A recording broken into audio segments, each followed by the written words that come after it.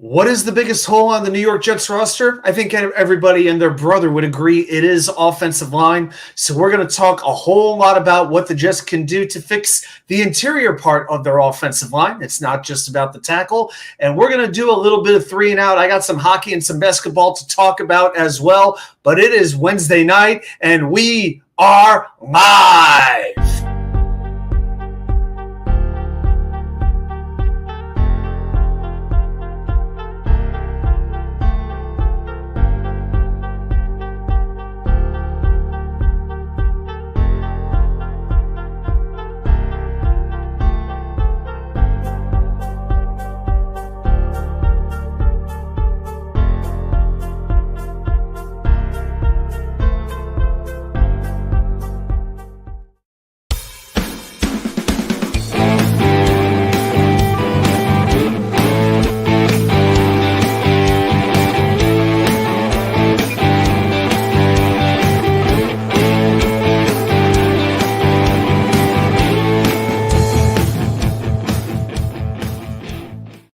And welcome everybody to New York Sports and WickerMedia. I'm Wa2K99. Thank you, as always, for joining me on this very special Valentine's Day edition of the Wednesday Night Live show. And the fact that you are all here with me tonight means you didn't have any other plans, but I absolutely appreciate it. I obviously didn't either because I'm here.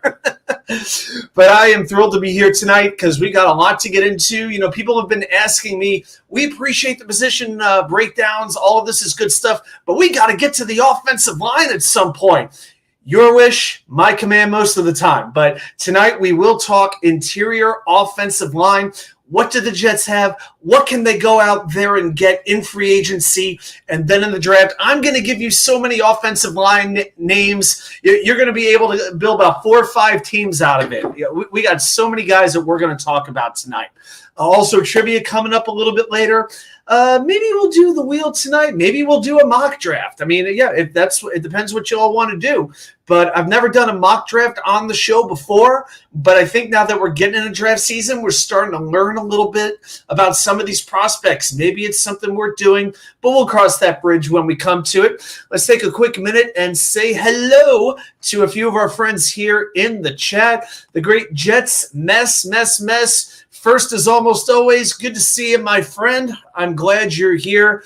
Hank G, he's ready to get it going, and I am too. We've also got the great David D. Go Jets. Yes, we're going to get into the Jets in a little bit. But before we do that, I did mention it is Valentine's Day.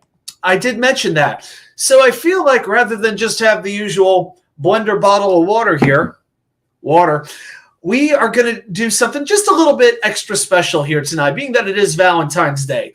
Here we go, folks. The perfect, and this is no sponsorship. I'm not getting paid for this, believe me. But from Ale Works in Williamsburg, Virginia, the Pissed Off Cupid Bitter Valentine Double IPA. My mind, there we go. The best and most fitting Valentine's Day beer. In fact, I'm going to pour a little bit right here. Got a nice big pint. This is one of the best beers I've ever had in my life, and I will be drinking this. Yes, I even have the Bitter Valentine glass as well. That shows you how sick I am at times.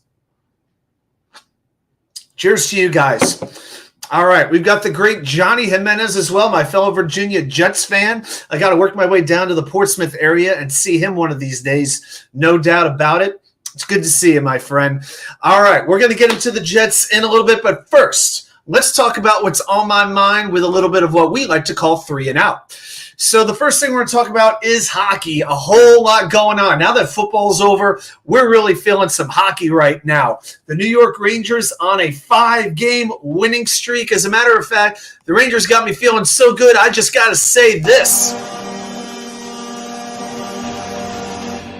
All right, but they get a 2-0 win over the Calgary Flames last night. Will Cooley scoring the decisive goal, cleaning up a rebound off a bull rush to the net from Capo Caco. That goal was actually a relief because the Rangers had peppered Jacob Markstrom in the Calgary net for the first 30 minutes of the game. The Rangers actually had 18 shots in the first period that either went wide, got blocked, or hit the post. I mean, it was ridiculous. Igor Shesterkin got a shutout.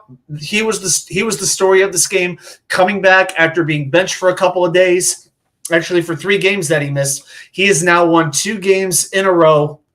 In 2024, it was not a good start for Igor. His save percentage in 11 starts in 2024 was just .868. That's not even going to cut it down in the ECHL, let alone the NHL. All right, but and I got to be honest, I was feeling really discouraged about the Rangers after that win against the just hapless Chicago Blackhawks, where they blew a 2-goal lead with 6 minutes to go. This victory made me feel a whole lot better. The defense was tight. They faced a very good Calgary team that had won 4 in a row. Now, the power play is still a worry.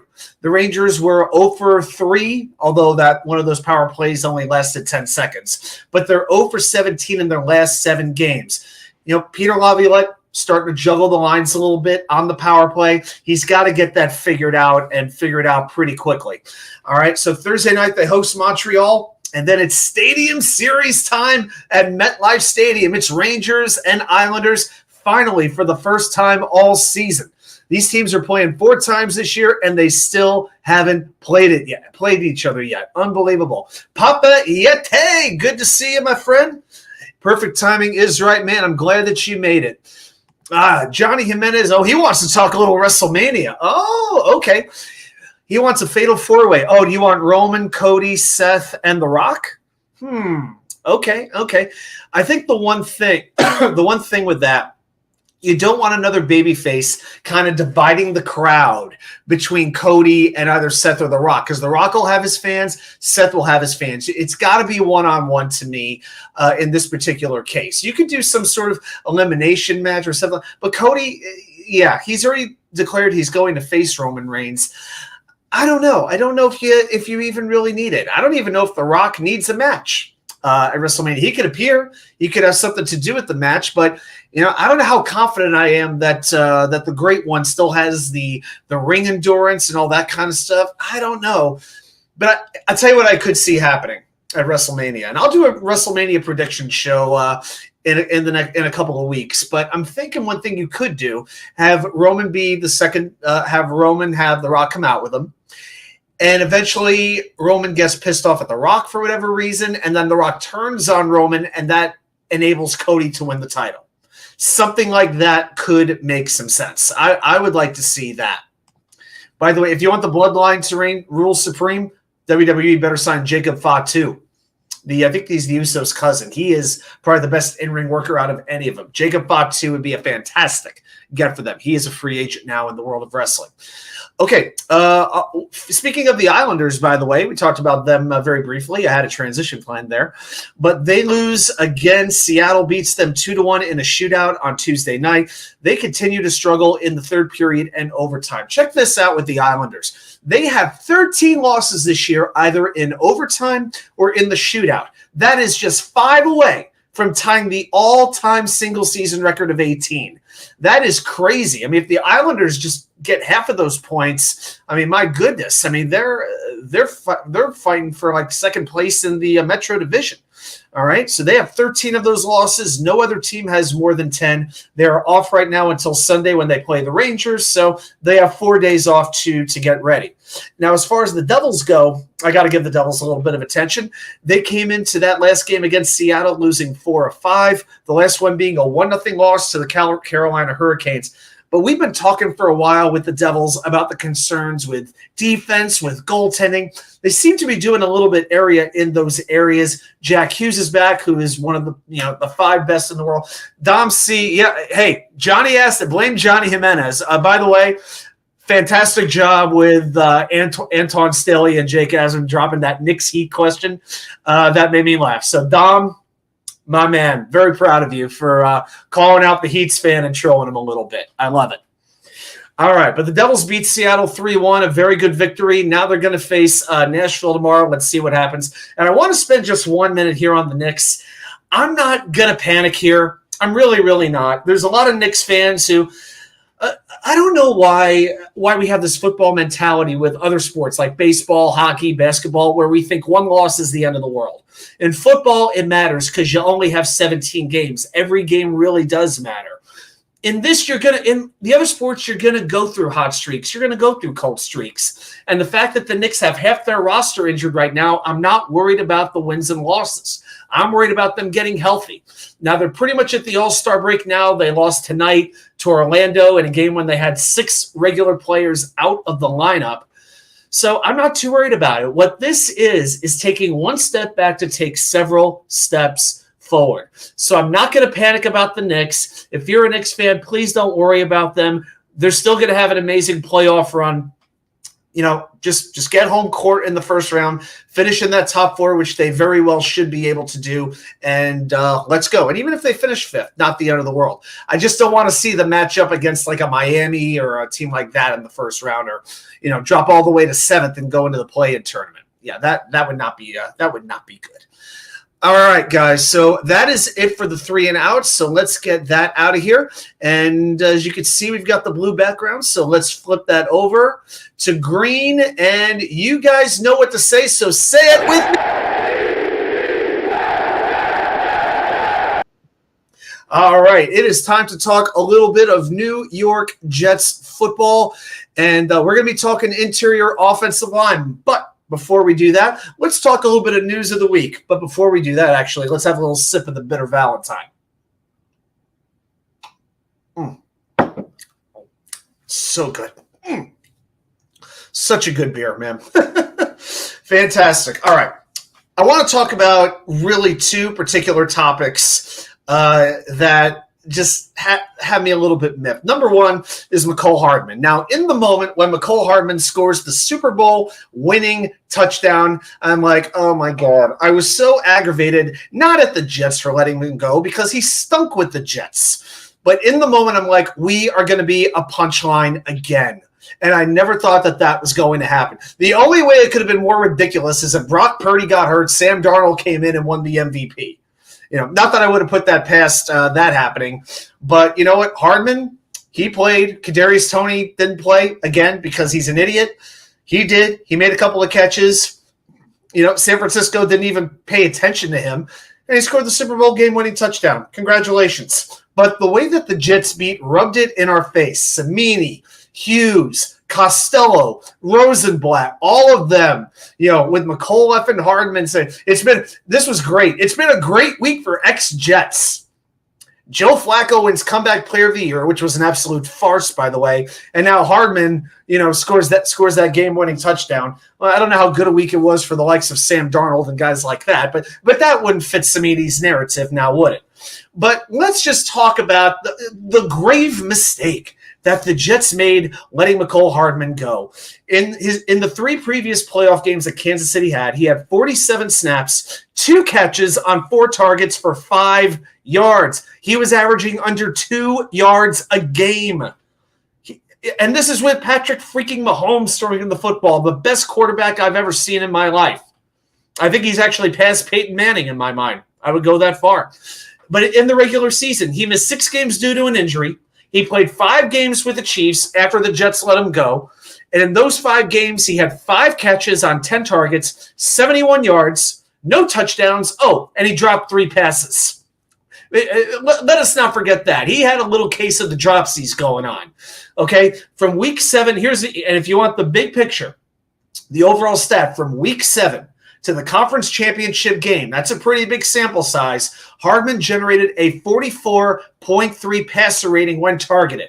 Out of 116 qualified wide receivers, that's 111. He stinks. He stinks. He's a one-trick pony.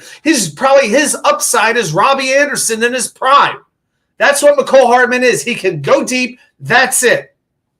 So to the Jets beat, and also to these Jets fans who do nothing but rip the Jets and ignore anything good that happens, can we stop acting like we let a great player get away? He couldn't do anything with Mahomes, let alone with Zach Wilson. And again, San Francisco didn't think about him compared to Rashee Rice, to Travis Kelce, to MVS, to Isaiah Pacheco, to Jalen Watson for crying out loud. He was an afterthought. He made the play. Good job. That's going to be his whole career. But yeah, I mean, if Aaron Rodgers hadn't got hurt, I think it's a pretty safe bet. Hardman never would have gone anywhere. I think we can be pretty. I think we can be pretty confident about him. Yeah, and Papa Yeti with a point that we misused him. It's Nathaniel Hackett. Nathaniel Hackett was misusing Breece Hall. He was misusing Jeremy Ruckert. He was misusing all kinds of players. Oh my gosh! I swear, if the Jets signed T. Higgins, Hackett would want to make him the left guard. Goodness gracious! Hey, Elon, I would say, so many Jets podcasters. Hey, you know what? The Jets are always good for content. That's why. Because there's always something going on and there's always an angle to take. And hey, people ask me, it's like, are you going to do like a Rangers-centered show, a Mets-centered show? And it's like, and these are like non-New York fans asking me that question. I'm like, as long as the audience wants to talk Jets, I'm talking Jets as most of my main content. That's just the way that it's going to go. I'll talk about whatever the people want me to talk about within reason. I don't know if I'll be talking any New York Red Bulls or Liberty anytime soon. But the timing, the other thing I want to mention is the timing of the uniforms. Now, obviously, this was a setup. The Jets had it arranged that they were going to drop this tweet from Woody Johnson about the announcement of the new uniforms. That was going to be coming out just as the game ended. But in the moment, couldn't have waited until the next day. It was not the time to do it right after Hardman scores the touchdown when we're all feeling annoyed. Yeah, or the vast majority of us are feeling a little bit annoyed. It was not the time. So, Jets, come on. Learn some timing, please. Oh, my goodness. Elon wants to sign Lloyd Cushenberry to play center and move Tippmann and AVT to guards. Well, I will be talking a little bit about Mr. Cushenberry a little bit later. Yeah, and I think it's very important to look at centers as well because we saw Joe Tippmann can play guards. So, you cannot discount the possibility of the Jets taking a center. All right, guys, well, we are going to get into the meat and the potatoes of our content tonight. We're going to talk interior offensive line, and we're going to do it the same way we've been doing it the last couple of weeks. What do the Jets have? What can they get in free agency? And what can they get in the draft? All right, so let's add to the stage. What do the Jets have at interior offensive line? Well, this is going to take me a little longer to get through than the last couple of weeks when we talked about wide receiver, where they just have Garrett Wilson and a bunch of scrubs, and on the defensive line, the interior defensive line, where they just have Quinn and Williams. So returning in 2024 is Elijah Vera Tucker. I really like that photo with the white background. That looks pretty good, doesn't it? But, the main thing with Vera Tucker, we love his versatility, the fact that he could play nearly anywhere on the offensive line. He is the Swiss Army knife of this offensive line. He's played 28 of 50 possible games. He did play his entire first season. So that is important to remember, and that's probably because he never had to go to Denver. And in 2023, the numbers were really good. 1 penalty, only 2 sacks allowed. We think of AVT as really a great run blocker, which is absolutely true. But, his pass blocking, I felt, got better and better. But here's the thing. This offseason, they've got to make a decision on his 5th-year option. And right now, for offensive linemen, that is estimated to be around $15 million. So AVT is scheduled for an enormous raise. To me, this is an option you absolutely have to pick up. He is the best offensive lineman. They cannot let him go for nothing. There's just no way. He is too important to that offensive line. And but I'm glad that Robert Saleh, for all the criticisms we can have about him, and they're very justified, he wants to give AVT one position. But I'm pretty sure at this point, they're not going to know what that position is until they have an actual offseason. And they have a couple of offensive linemen acquired in free agency and in the draft, and then they can plug in AVT wherever they need to. All right, now we go to Laken Tomlinson, and I've got a couple of question marks there for a reason. He is 32 years old. He's been very durable. He does not miss snaps. You give him credit for that, but he has been reliably bad. His first year was not good whatsoever. I felt this year, though, he started off well, but his play really seemed to taper off as the season went on, which was rather surprising. Now, maybe that has something to do with Keith Carter. working out his offensive linemen very hard, kind of wearing them down over the course of the season. Maybe that was one of the big reasons. But the fact is, he is 32 years old. He's not getting any younger, and he's probably not getting much better. And for the season, he's got $18.9 million as his cap hit, which is absolutely enormous. If they cut him pre-June 1st, they save $8 million. If they cut him post-June 1st, this according to Spot Track, they would save $13 million. They'd save an extra $5 million. So there's no reason to cut him right away. Okay, they can wait until after free agency, after the draft, and then make that decision if they feel that that's something they could do. But if you still have him on the field, if Laken Tomlinson is your worst offensive lineman, you're doing pretty well, but you better shore up the areas around him. Then after that, we've got Joe Tippmann, a player that we all got to be very excited about. Can play center, can play guard. His pressure rate was just 3.3% allowed. That's 13th out of all centers, out of, I think, 31 centers. And for a rookie, that's pretty good. That's pretty impressive. His run blocking got better over the year. The penalties are the biggest thing he has to clean up. He had 7, and that was just playing center, whether it was false start, whether it was holding. So Tippmann's definitely got to clean that up a little bit. And also his snap accuracy was a kind of a bigger concern going into the year. Not too worried about that. That's something. Put it this way. The snap accuracy is not offensive enough to the point where they have to move him out of center. You know, they don't, it isn't to that level. It's not like watching Chris Glazer. It's not like watching Spencer Long from a couple of years ago, if you remember him. But yeah, just Tippmann has to play within the rules, but he's also a very reliable piece to build around as well. And then you got a couple of backups. We'll see what happens. Wes Schweitzer has another year on his contract. You know, to me, that's a player you keep around. Had some injury issues, but still a decent backup guard. If he's like the first guard off the bench or second guard off the bench, fine. Xavier Newman, I didn't have much use for him, but he's still in the mix. Chris Glazer, we just talked about him. Hopefully those are like, you know, the 11th and 12th offensive linemen on the team or something like that. The last two, if they even do make the team. You know, put it this way. Between Newman and Glazer, I could deal with one of them on the team. Hopefully we don't have to deal with both. Let's put it that way. All right, so let's get out of – so that is what we have currently. So very clearly with the interior offensive line, you've got two – you know, you have 2 starters there, but you need to bring in at least 1, maybe 2 if you choose to move AVT out to tackle. Okay, so that is important. Papa Yeti mentioning Marcus Coleman, the safety or the cornerback? Did you mean a different Coleman? I think I know who you may mean if you're referring to an offensive lineman, but Marcus Coleman? Yeah, help me out with that, Papa. Help me out with that. All right, so let's go over to who the Jets can get in free agency. And I've got 12 interior linemen, and I have ranked them from 12 to 1 interior offensive linemen that the Jets can target in free agency. Quick hello to the great Harlan Abraham, saying hi to some of his friends here in the chat tonight. It's good to see you, my man. I'm glad you're here. Here's to you.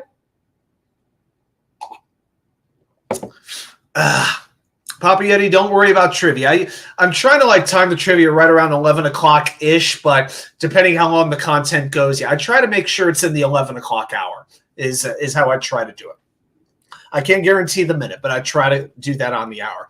All right, so I've got 12 interior offensive linemen here that could be available in free agency, and I think the Jets should look into if they hit the market. Now, my number 12, the fact that I have this guy ranked this low may surprise some people, but I have a little bit of a system. I took a look at their pass block grade and their positive run block grade percentage. It's hard to grade the run blocking skills, but I use those 2 tools from Pro Football Focus. I know PFF can be very unreliable, but I added those 2 numbers together and came up with a score. All right, and also I give you their rankings where they rank in the top 150 free agents overall. Number 12 for me is Jonah Jackson from the Detroit Lions. Yep, I just have him at number 12. Okay, so in 2023, his pass block grade was 56.6, and his run block percentage, his positive run block percentage was 15.8. That's a total grade of 72.4. That's a pretty good run grade, not so much with the passing. And Pro Football Focus has him as their number 94 free agent. He's 6'4", 311 pounds, 27 years old. So he's got that age that Joe Douglas likes to look for. We know that JD likes to sign free agents who are coming off that first rookie contract cycle, right? Well, Jackson is really a force in the run game. He gets to the second level well once he gets that head of steam. He's got heavy hands. He likes to plant them into the chests of defenders. His issue, though, has been his pass blocking. It has not been that good, which is a little weird considering he's got some good athletic ability. He's a little slow out of his stance. That can cause him to lose early on in reps. So Jackson, if you're looking for a run block first type of guy, he could be good for you. But we saw Jared Goff was under duress at times quite often, and Jackson was one of the guys most responsible for that. And with Aaron Rodgers, we need a pretty good pass blocker. So that's why I put Jonah Jackson all the way down at number 12. And number 11, sticking with the Detroit theme, and I know at least one or two Jets podcasters who love this guy, is Graham Glasgow, not from Scotland. He does not play the bagpipes, and I don't know of him to wear a kilt. But Glasgow is 6'6", 315 pounds, 31 years old, a little bit older. On PFF, he is their number 122 ranked free agent. Pass block rate, not much better than Jackson, 59.8.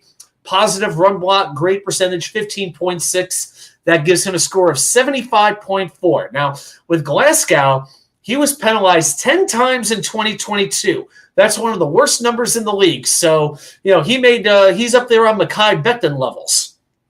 Now in 23, he cleaned that up a little bit. Only 5 penalties. I don't know if he's going to go. I don't see him leaving Detroit. He played college ball in Michigan with Taylor Decker and Frank Ragnow, who are also with the Lions. It's a little bit hard for me to believe he leaves. I think the Lions let Jackson go, but keep Graham Glasgow. So I'm going to make him my number 11. I don't think he's going to leave Detroit, and even if he does, I don't know if he's the best fit for the Jets. Number 10 is Ezra Cleveland. This was a player the Jets were rumored to have a chance on back in number 10. Hey, Johnny. Oh yeah, we're gonna get the Hunt and Cushenberry. We got the great Johnny Football here. I think I saw you with Jake's show a little bit earlier. Did Glasgow play for Denver? Harlan Abraham asks. I think so. I believe he did. He's been around a little bit. Obviously, Cushenberry is in Denver right now. All right, so Ezra Cleveland, 6'6", 312 pounds, a very young 25 years old. On PFF, he is their number 67 ranked free agent. That's pretty good. The pass block grade, not that good, 59.1. Very good run blocker, 17.5% on the positive run block grade percentage. Total score of 76.6. Now, he has been a very good run blocker since the beginning in a zone scheme, so that could fit the Jets pretty well. Now, Cleveland gets past double teams very well. In pass protection, though, he could be a little bit upright with the weight distributed to the back of his feet. So that makes him susceptible to those bull rushers who are trying to push him right off his spot, or cross his face without a whole lot of resistance. So his footwork needs some help. Now, when I look at pass blocking, I don't want them to be too upright. Now, with Cleveland, hey, he's young, he's durable, he could zone block, all very positive aspects. But if he's going to struggle in pass protection, I don't know. And here's the other thing. Our offensive line coach, there is not a single Jets fan who likes him right now. What confidence do we have that he could wave his magic wand and turn Ezra Cleveland into the next John Hanna, or name whatever great guard you want to? What are the odds that that's going to happen? Jets mess with the question, why would anybody want to leave Detroit? Maybe because they can't afford a few people. They got to sign Goff. They got to give Jared Goff a new contract. So, you can't keep everybody. That's the thing with free agency. Certain guys you got to commit to, but some guys you move on from. And so I think some people will leave. Elon wants to draft 3 offensive linemen. I wouldn't have a problem with it, but, I think the Jets have, 5 draft picks? Something like that. So, I'm okay with when I draft 3, put it this way. I'm fine with doing it with one of those late comp picks they're going to have in the 7th round. They've got picks 252, 253, and 256. Yeah, I think we should be able to find somebody who can at least contribute as a backup in the 7th round. And we'll talk about a guy or two like that in a couple of minutes when we get into the draft prospects.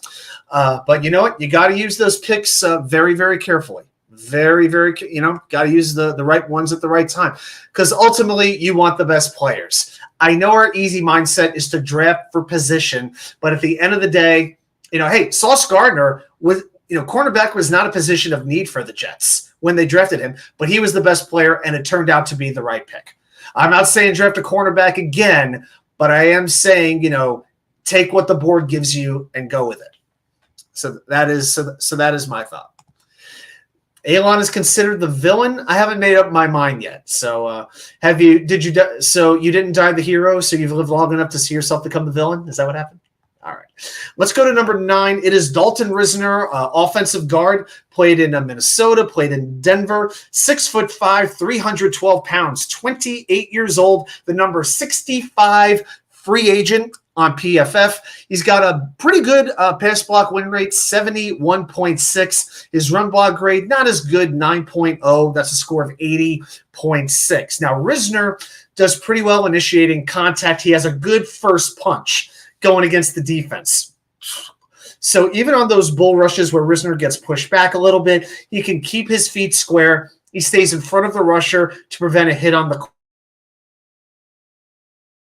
quarterback. So he's very smart and he's resilient. I do like that.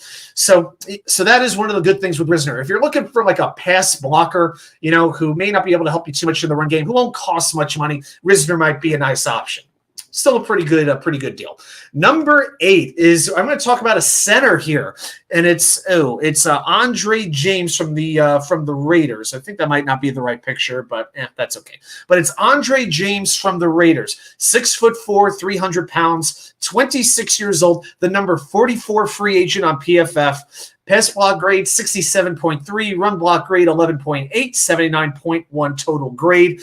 Andre James has earned a lot of respect from the previous Raiders regime before Antonio Pierce, so much so that they traded away Rodney Hudson, who was a stalwart, to Arizona. And it worked out well. James has been a fine pass protector. He handles those shifty interior pass rushers well. He's going to get a big contract.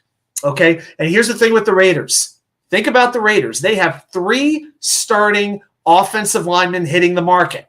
All right, he's one. Jermaine Illuminor, that's another one we talk about as well. Raiders aren't going to keep all of them, So I think there's a good chance James could shake loose, So let's see what happens. Andre James is an interesting name to watch. Now, number 7 for me is Lloyd Cushenberry. I know there's some people here who like him. I like him too. 6'4", 315 pounds, 26 years old. Number 57 on the top 150 list at PFF. 76.5 pass block grade, 11.8 run block grade, 88.3 total grade. Now, with Cushenberry, he's had 3 coaching staffs in 4 years. Not exactly what I would call stability. I guess that makes him a good fit for the Jets. Constant turnover. But Cushenberry had his best season in 2023. He's grown as a run blocker. He's been a very good pass protecting center over the last few years. He's got very heavy hands. He's got a good anchor, in his lower body to handle those pass rushers on the inside. I think he's best served in a gap-heavy rushing scheme. Don't know if it's quite the right fit for the Jets. But, any limitations he may have as a run blocker in space, because he doesn't have that speed, they'd be outweighed by his ability as a pass blocker. Another thing that you could nitpick him on is his penalties. That's been a little bit of an issue. But you know what? This is a player who could be the centerpiece of an offensive lineman for years to come. So Lloyd Cushenberry is my number 7. And I got to be honest, I rank the centers a little bit lower because I felt guards more of a pressing need. But I definitely do like Cushenberry. Number 6, I think this could be a realistic target. Jon Runyan. Jon Runyan Jr. from the Green Bay Packers. 6'4", 307 pounds, 26 years old, ranked number 92 on PFF, 72.3 pass block grade, 9.4 run block grade, 81.7 grade. All right, so Runyan, he loves being in Green Bay, but in his postseason interviews, he has really sounded like a guy who realizes he's going to be gone.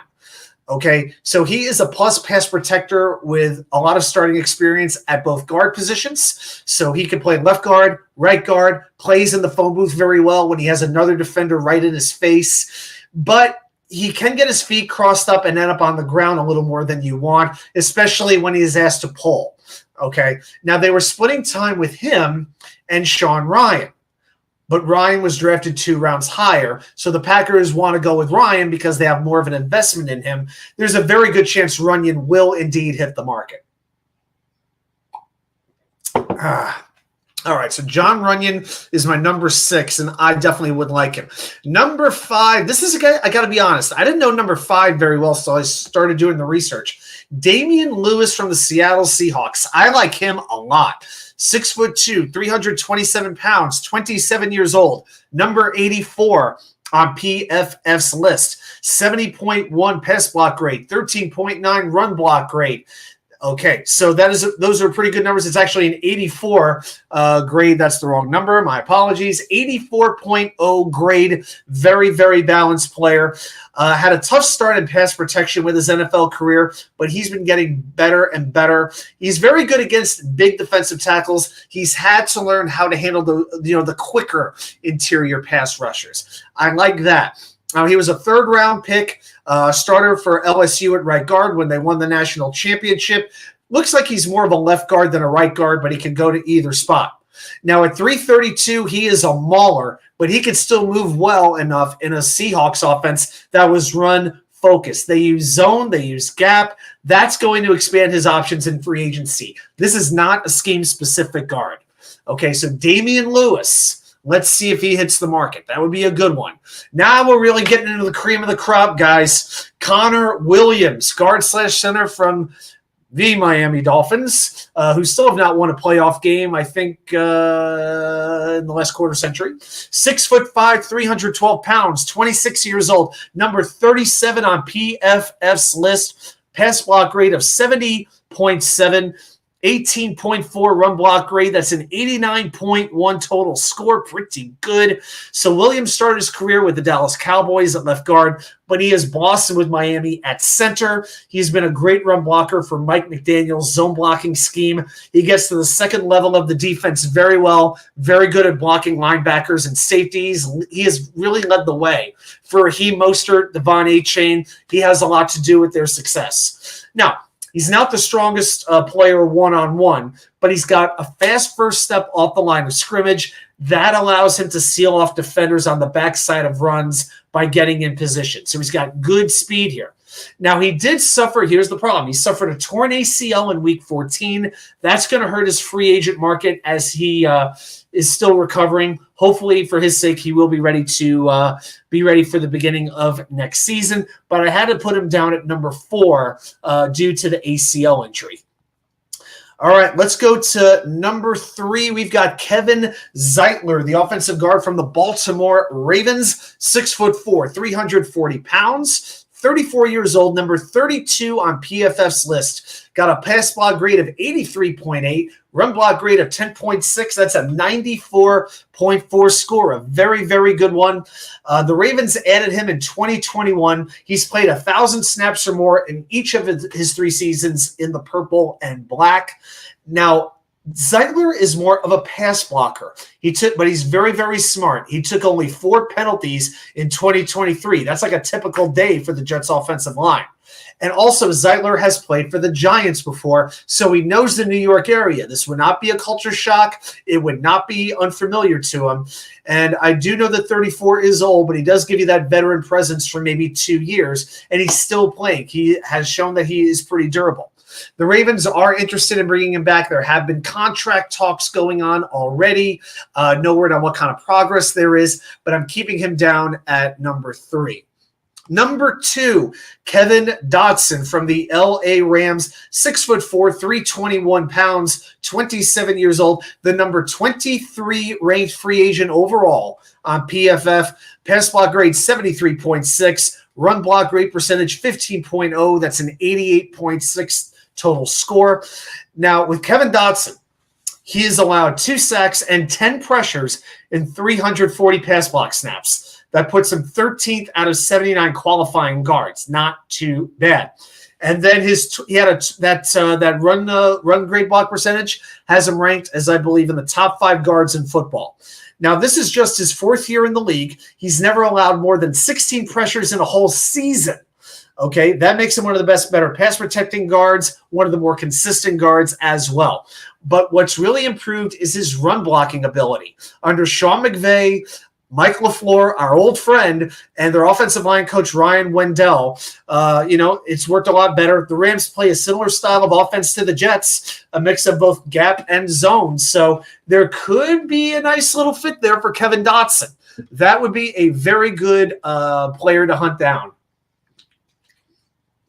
So Kevin Dotson is my number 2. And then who is my number 1 player? My number 1 interior offensive line target in free agency. The name was already mentioned a little bit earlier on. I believe it was – who went back and said? It was Johnny Football himself who declared he wanted a certain player, and I want him very much as well. It's Robert Hunt. The hunt is on. The guard from the Miami Dolphins, 6'6", 335. The number 27 ranked free agent overall, 27 years old, 75.1 pass block grade, 14.5 positive run block grade percentage. That is a total score of 89.6. Really, really good. And anytime you have a chance to weaken a division rival, you do it because it not only helps you, it hurts them as well. And it's really been a bit of a surprise to me that the Dolphins did not extend Hunt. He was not the one that they were, the Dolphins locked up Austin Jackson at right tackle, but not Hunt. And I think that's a signal he knows he could command a lot of money on the open market, now that we've seen a very good size sample of what he could do. Now he's moved from tackle to right guard under Mike McDaniel and is doing very well in a zone rushing attack. He's another reason that Mostert and A-Chain have been running as well as they have. So Robert Hunt would be very intriguing as well, but I got to say, I think the interior offensive line, the free agent class, is better than the draft class. That is my opinion. I think it's a little bit deeper. I think there's more upside as well. GVH has a question. With any of these guards, does PFF take into account the tackles they play next to? Tomlinson, not great in Detroit, was amazing next to Trent Williams. Yes, he absolutely was. You know what? It's pretty difficult to grade it. I mean, you could look, I guess, at DVOA, but they really do that for teams and positions as opposed to individual players. This is about what we really have to work with. But there's no doubt that the Detroit offensive linemen, for instance, play with some excellent tackles. In Decker, Ragnow, Sewell as well. Those two tackles in the center. So you take away from them, you take them away from Detroit, hypothetically, it could expose them that much more. I think that is very, very fair. But then you look at the Dolphins, how many offensive linemen they lost. And, certain players like an Austin Jackson were playing very, very well. And you got to give them some credit for that. Yeah, who knows? And yeah, that's another thing. Johnny's right. Miami, I believe, is $55 million over the cap. $55 million, and I think they have a certain quarterback they want to sign to an extension. But as we all know, the salary cap is fake anyway, just like the Super Bowl. Another little sip of bitter Valentine here, guys. There we go. Just for those who came on a little bit late, there we go. That's our drink of choice tonight. A little bitter Valentine. All right, let's finish that pint off. There we go. All right. And they also got a hazy Valentine. They got like a dark Valentine. If you like a little bit lighter, a little bit darker, they make those beers too. It's pretty good. But I just like the regular bitterness. I'm just a regularly bitter guy on Valentine's Day. All right. GVH. Hey, good to see you, man. With Armstead maybe retiring. I haven't heard any talk of Terran Armstead possibly retiring. I had not heard that news. That would be a big loss. He dealt with some injury issues. That would be quite the loss for them. No doubt about it. But, yeah, to me, they got to shore up the defense, for one thing. It's going to be interesting, the Miami defense, without Vic Fangio. That's a loss. That's a heck of a loss for them. Yeah, no doubt about it. And let's be honest, greatest Tyreek Hill is, we've seen the best of him at this point. We'll see.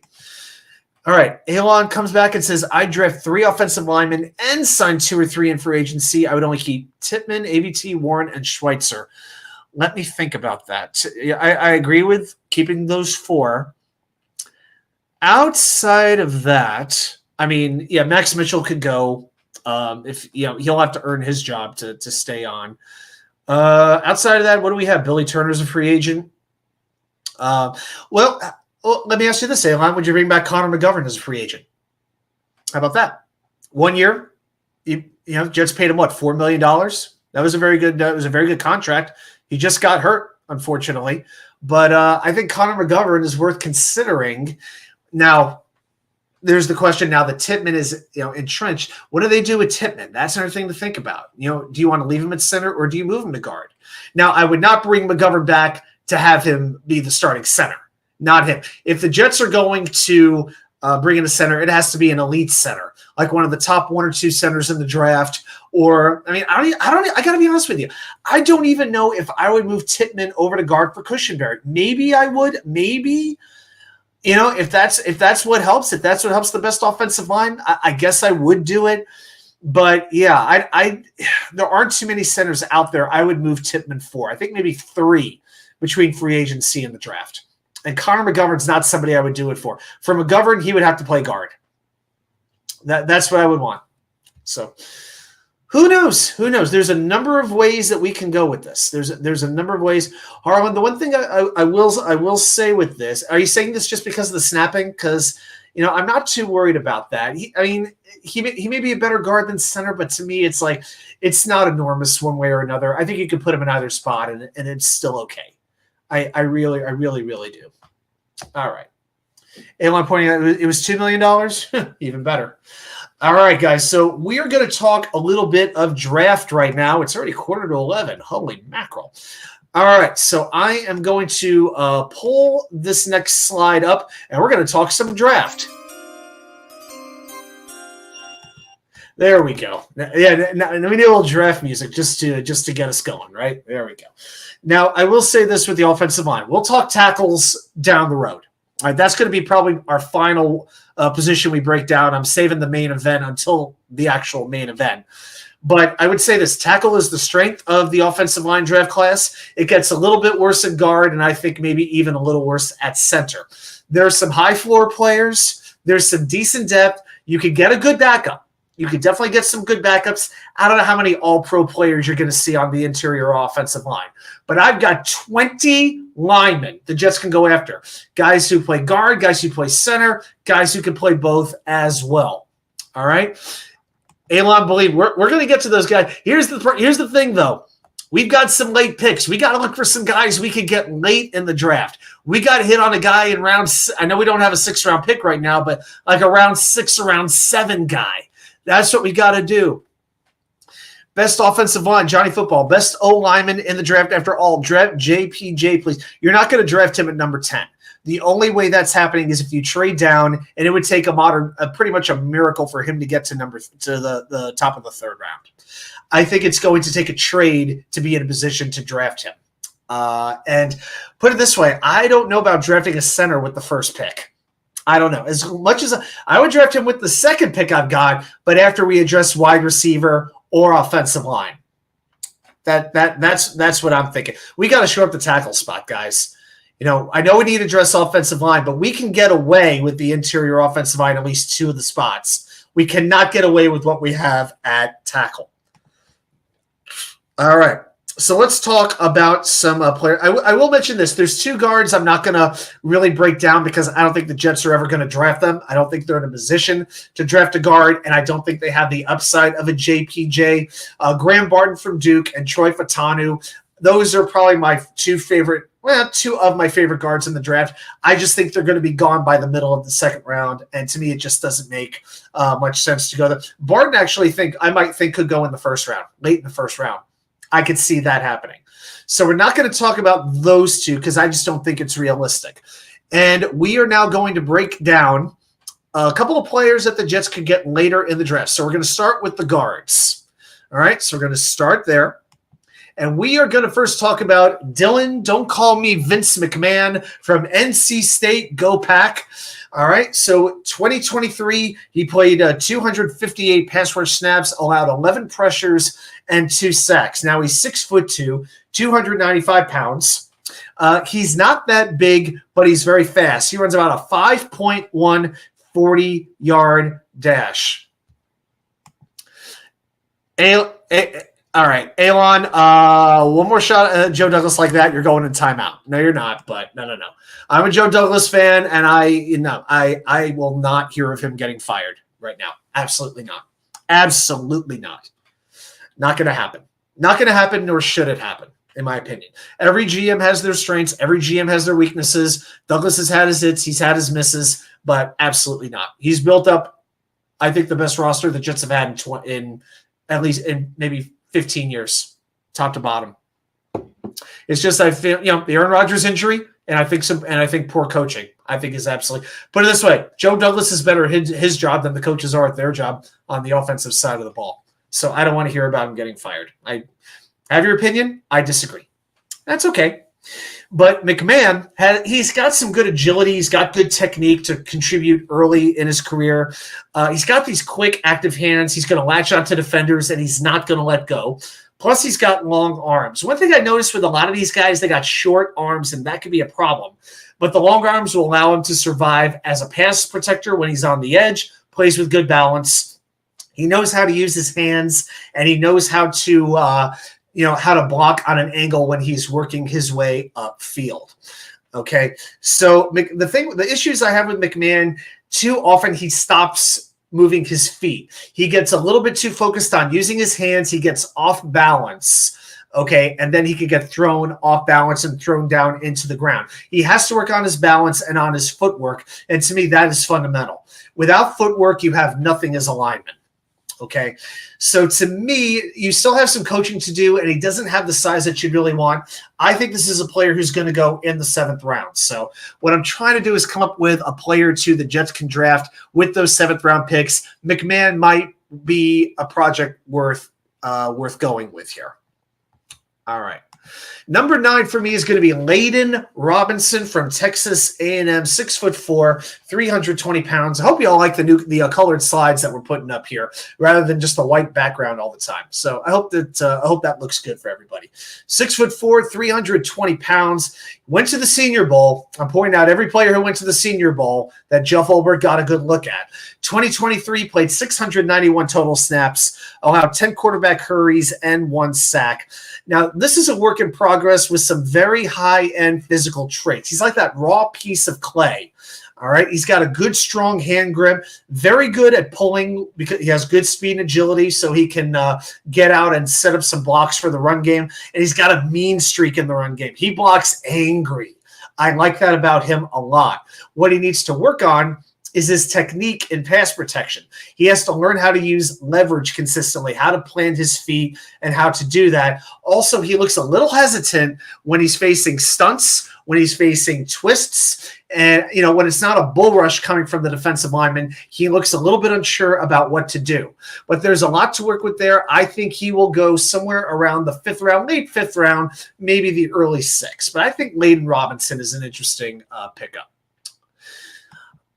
All right, number 8 is Dominique Pooney from Kansas. If you don't know him, get to know him. 6'5", 320 pounds, went to the Senior Bowl.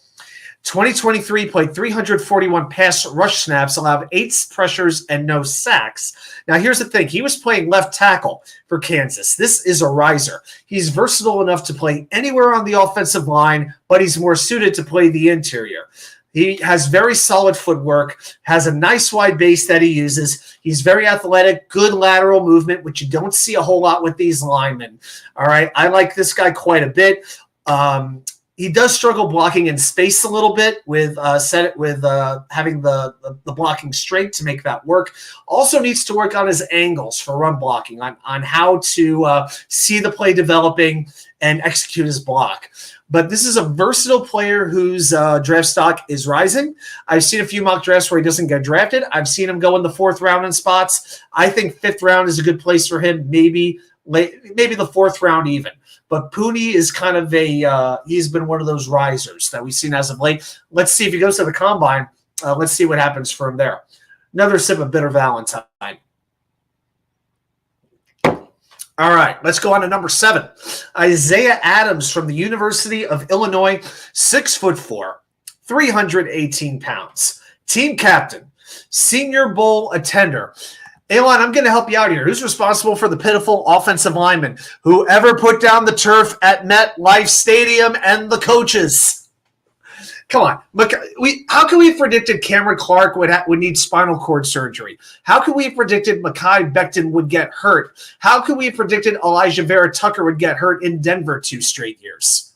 Okay, you want to blame him for Dwayne Brown? Fine. He played through a rotator cuff injury, through a torn rotator cuff. Okay. When you get down to your 13th freaking offensive lineman, how good do you really expect it to be? How good can it really be? But it's not for a lack of trying, and we can't say that for previous general managers that we've had. So, and I'll admit this. I can be guilty of wanting somebody to stay longer than they should, whether it's a coach, a GM, somebody like that. But Nathaniel Hackett, I have no use for him. Keith Carter, the only thing saving his job is that it's 1 year and he had to go through 13 offensive linemen. It's enough. Not excuses, reasons. Big difference. Reasons. But Isaiah Adams, so he is a very good grappler. He's got that phone booth mentality where he has good hand strength. He likes the one-on-one battles. He's got strong enough hands to beat a defender. He can get to the second level. He's a very good pulling blocker as well. He's got these violent, heavy. Here's what's weird about Adams. He's made up kind of weird. His hands are heavy, they're violent, but they're small. He's got like 9-inch hands. They're like some of the smallest hands among offensive linemen in this draft class. But he still has the hand strength to grip and redirect pass rushers. Now he's raw as a pass protector, looks a little bit choppy, a little bit unnatural when moving backwards into his set, plays too upright at times, so he has to get comfortable with that. I could see a 5th round draft pick for him as well, but Senior Bowl, team captain, the Jets like that sort of thing, right? Number 6 is Brandon Coleman from Texas Christian University, 6'4", 320 pounds, 2023, played 720 total snaps, allowed 17 pressures, but no sacks. And most of his snaps, though, he played at left tackle. Played a little bit at left guard, but primarily at tackle. So he's going to be playing guard now. That should help him. Coleman is a very, very strong blocker, and he has these super, super long arms. He keeps defenders in front of him. He has a wide base, very good hand placement to keep the defender in front of him. So while his strength is very, very good, he has stiff hips and he doesn't have very quick feet. So he's not as fluid as you would like, and he plays a little bit upright. That becomes an issue in pass protection. But if you move him over to guard, those issues, they're not eliminated, but they're not as pronounced as they would be if he was playing tackle, if that makes sense. Okay, because he struggles to recover against speedy defenders who get the corner on him. Another reason you want him at guard, so he doesn't have to be in space. All right, so projection on him, I could see 4th round on him as well. A lot of early day 3 and late day 2 guys here at guard is what I'm seeing. All right, number 5, Javion Cohen. How do you do with the defense? Pretty freaking well. Pretty freaking well. And again, not denying that he has made mistakes, but to me, the hits outweigh the misses. And if he did, and again, most of the mistakes are like Rodgers related, and outside of Lazard, most of them are going to be gone in a minute. Number 5 is Javion Cohen from the Miami Hurricanes. There we go. 2023, 771 pass rush snaps, 12 pressures allowed, and 1 sack. So Cohen, 6'4", 325 pounds. This is a left guard. Okay, has very quick feet, very explosive, gets to the second level of the defense well, can pull, can explode if you need him to. He is willing to get physical against linebackers and defensive backs. He loves to hit. Now, what you don't like, he's not very coordinated in his lower body. He tends to lose his balance at times, and his conditioning could be a little bit improved. Okay, projection for him, I would go 4th round as well. But you do a little bit of conditioning with him. You teach him how to use his feet properly. You could really have a good starting guard. Maybe not this year, but in a year or 2. All right, so Cohen to me is a very intriguing player. I just don't know if he's plug and play. Number 4 for me is Zach Zinter from Michigan. This is a guy that a lot of Jets fans have been interested in. I'm pretty intrigued by him. 6'5", 320 pounds. Played 296 pass rush snaps last year, allowed 5 pressures and no sacks. He's been a right guard for 4 years. He has a track and field background. He has the shot put, the discus. He is described, I like this, as a violent, aggressive, and precise puncher who redirects pass rushers. This guy plays with a mean streak, okay? Now, this is more of a gap blocker. You're not going to have him pulling out around the line and setting up run blocking all that much. And, he's agile, but not agile enough. You like him to have a little more lateral quickness. And he did end the year with a broken leg. That may hurt his draft stock a little bit. Should be ready for training camp. I think if I had to give you a player comparison for this guy, I would say like a Ben Powers with the Ravens recently. Kind of like a Ben Powers. Just a straight-up power guard. I could see him going in the third round, maybe in the fourth, but no later than early in the fourth. I think he would go very early on day 3. All right. So I like ZZ quite a bit. Number 3, Christian Mahogany from Boston College. 6'3", 322 pounds. 2023 had 422 pass rush snaps, allowed 8 pressures, no sacks. This is a player I think is pretty similar to Zion Johnson, another recent Boston College offensive guard. Fantastic worker. Coaches love his work ethic. He gets off the line of scrimmage very well, has a great burst. I think one of the best bursts that I've seen. Very powerful hands, lands those initial punches very well, and he wants to wipe defenders out. He is an aggressive son of a gun. He knows how blocking angles work. You love his mindset and his physical gifts. Now, he's had injury issues. He tore his ACL in his junior year. That's why he came back for his senior year. Also, he doesn't get very low. He can play a little upright at times. That hurts him in pass protection. He's got more experience at right guard, but he can play left side if needed. I think he's going to go third round. And somebody might even take a chance on him late in the second. I think third round is a good spot for Christian Mahogany. And I've seen 1 or 2 mock drafts where the Jets took him as well. Number 2 for me is Christian Haynes from the University of Connecticut. 6'2", 315 pounds, 2023, 437 pass rush snaps, 7 pressures allowed, 1 sack. Has a 91.1 pass block grade, 84.6 run block grade. That's first and 6th out of all qualified guards in the nation. Wow. He has elite athleticism. He's a perfect fit for an outside zone scheme. Moves in space absolutely beautifully. He's got active hands that are very strong as well. He's got a good leg drive with pretty quick feet. He will drive through defenders at the point of attack. Another thing, he always finishes his blocks, especially in the run game. And I'll tell you what, outside of ideal size, and maybe he has like a little bit short arm length, his arms aren't as long as you want. And, sometimes he likes to just hold up a lineman rather than take them down. He'll just hold them up, like keep them up, like wall them. But I feel like that's really nitpicking.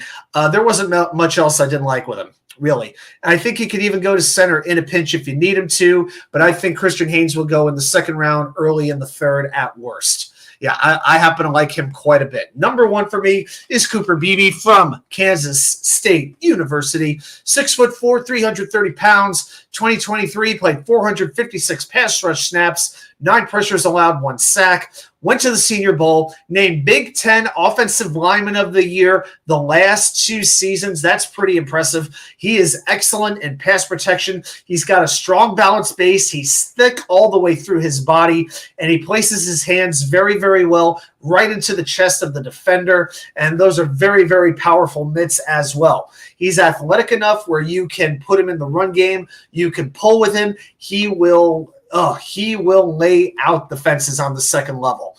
Very good hand strength. Also, very good hand strength, as I mentioned. Has good quickness in short bursts if he needs to do that. Could also play right tackle if he needs to, but with his shorter arms, that could be a bit of an issue. But coaches love his work ethic as well. They love him. His movement may not be quite enough for a wide zone blocking scheme. So while his athleticism may not be elite, his strength and his activity, his work ethic are going to project him as a very good starter from day 1. All right. I think Cooper Beebe goes in the second round, maybe early in the third, but second round I think is a very realistic spot for Cooper Beebe.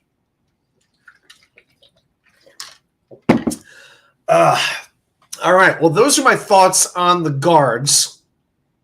All right. So just looking at a couple of quick comments that y'all have. Zinter is a good player. Jets would be fortunate enough to get him. Yeah, they absolutely would. And the fact that there's a little bit of an injury situation there, that actually could help them a little bit.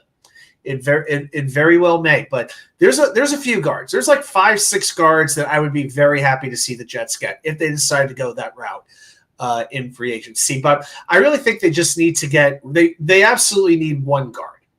Absolutely one, maybe two, but depending on what they do with AVT, but you need one. And I think they're probably going to get at least one in free agency. Yeah. Yeah, so the crowd here seems to like Zinter. You know what, Alon, I don't know if he's going to get to the 4th round. I think that's a difficult proposition, but every year there's a player who falls or two who falls. It could happen. It very well could happen. All right, now let's go on to the center position.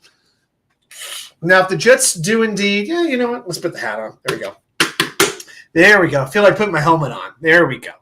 All right, so for the center position, I'm going to give you 10 centers here as well. If the Jets do decide to move Joe Tippmann over to guard, they could absolutely do it if the right center comes along.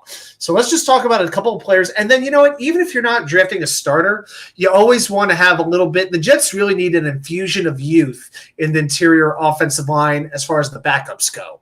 Last year, what were we talking about? Schweitzer, Tristan Colon for a little bit. We're not too far removed from Levert, Duvernay, Tardif, and guys like this. So, I don't mind drafting like a development guy late. All right, so that's kind of where I'm thinking on that. Let's talk about number 10. It is Clark Barrington from Baylor University, 6'6", 307 pounds. In 2023, had 877 total snaps, allowed 11 pressures and 4 sacks. Huge guy at 6'6". Very good pass blocker. He's effective in space. He's good at dropping his hips to get leverage and sustain the blocks against shorter defenders. He's very fluid in pass protection, very good coordination between his upper body and lower body, uses that wide base, has good core strength. And in the run game, he is very good at getting off the line of scrimmage. He can get out to the second level, and he could do some damage. Now, the issues are handling edge speed. That could be a problem for him because he's more comfortable moving forward as a run blocker than, retreating as a pass protector. That's something you really notice with the lower-ranked offensive linemen. They like going forward, but they're not quite mentally comfortable with staying in place and pass blocking. A lot of times he just tries to push the pass rusher past the pocket rather than knock them down. I think this is a little bit of a project. I could see a 6-round grade on him, maybe 7. So this is somebody that you could get late if you want to try to develop it. And hey, I wouldn't be surprised if the Jets take maybe 2 of those 7th-round picks and move them up to get a 6th-round pick. I would not be surprised to see that at all. Number 9 is Andrew Rain from the University of Oklahoma, Boomer Sooner. 6'4", 305 pounds, took 874 snaps. In 2023, allowed 7 pressures and 3 sacks, went to the Senior Bowl. This is the kind of guy you want to root for. You want him to succeed. He finishes. He doesn't quit.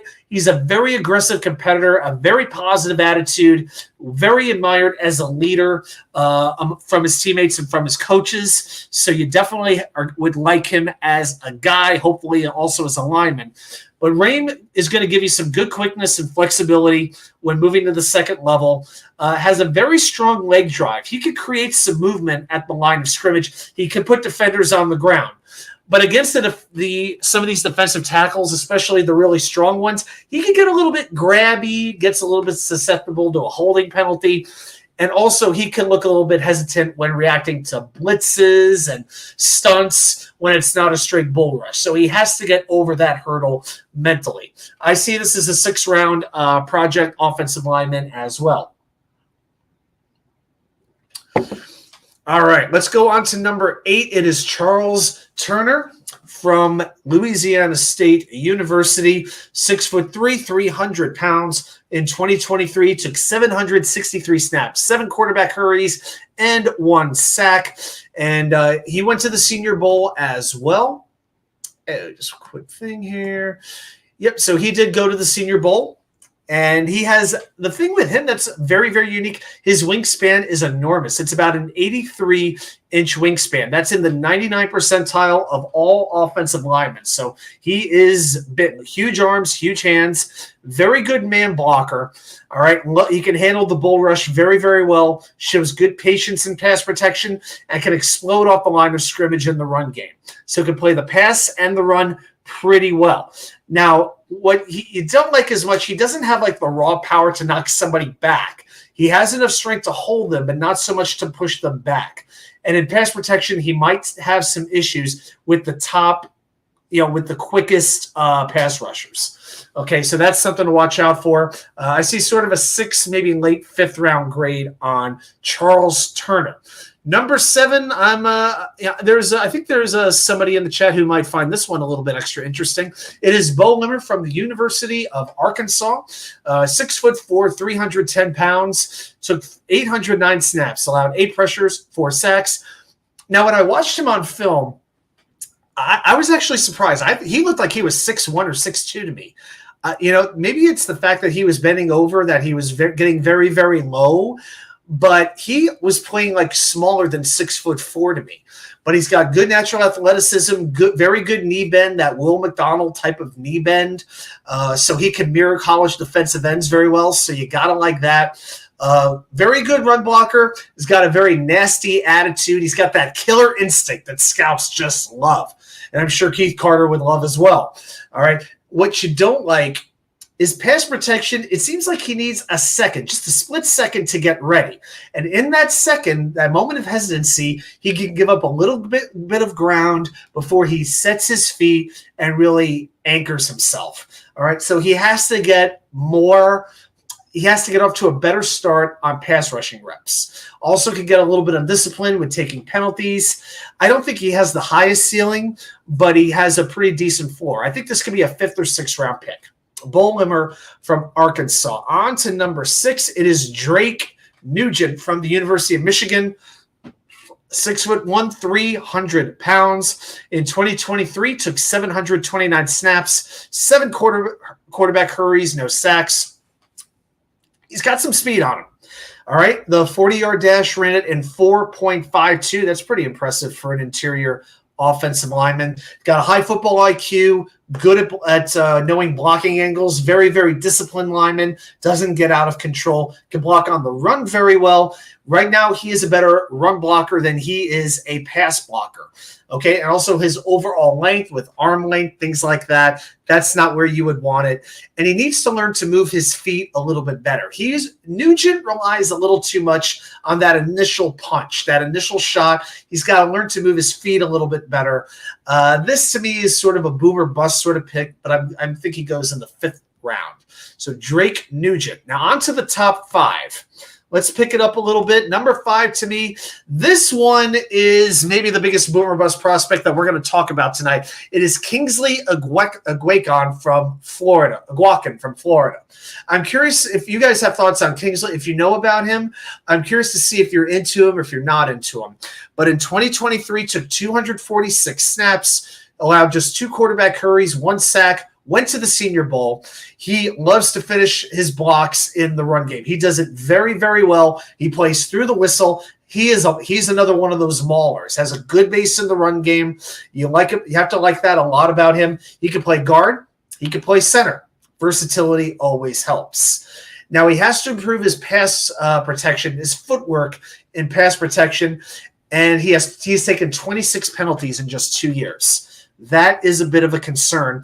And another thing with his pass protection, a lot of times what Aguakan does, he anticipates speed rushers attacking the edge, and he'll overset to the outside, and he'll leave the inside wide open. Okay, so he has to learn to cover the inside as well as the outside. Learning those angles is really going to help Kingsley out. So I have seen, I'm going to tell you, I've seen mock drafts where he is not drafted. I've seen him go in the 3rd round. It's pretty crazy. I think somebody will take a chance on the upside. I'm going to say he goes in the 5th round, but if he went in the 4th round, I would not blame a team for doing that. So his upside really, really intrigues me. Number 4 is going to be Tanner Bortolini from the University of Wisconsin. He is 6'4", 306 pounds. 2023, 868 total snaps, allowed 8 pressures and 1 sack, went to the Senior Bowl as well. He could play center or guard, so you got that versatility. Very good fundamental blocker, has good footwork, knows how to use his hands. He's not going to require a whole lot of coaching in terms of how to play offensive line. When he does, the things that he does do, maybe he can get a little bit stronger, a little bit quicker, that kind of stuff. But his fundamentals are right where you would want them. He's a very cerebral player, very, very intelligent, quick to react to stunts, to twists, to blitzes, shows an excellent understanding of angles when moving out as a run blocker. So with Bortolini, it's about his head. It's not about his physical gifts. Okay, but he's got to be more aggressive with the hands, and he's got to be more dominant at the line of scrimmage. He needs to get a little bit more explosive from the get-go. I think this is a player who could be a fourth to fifth round pick as well. Yeah, I think a lot of these centers are day 3 picks. A whole lot of them are.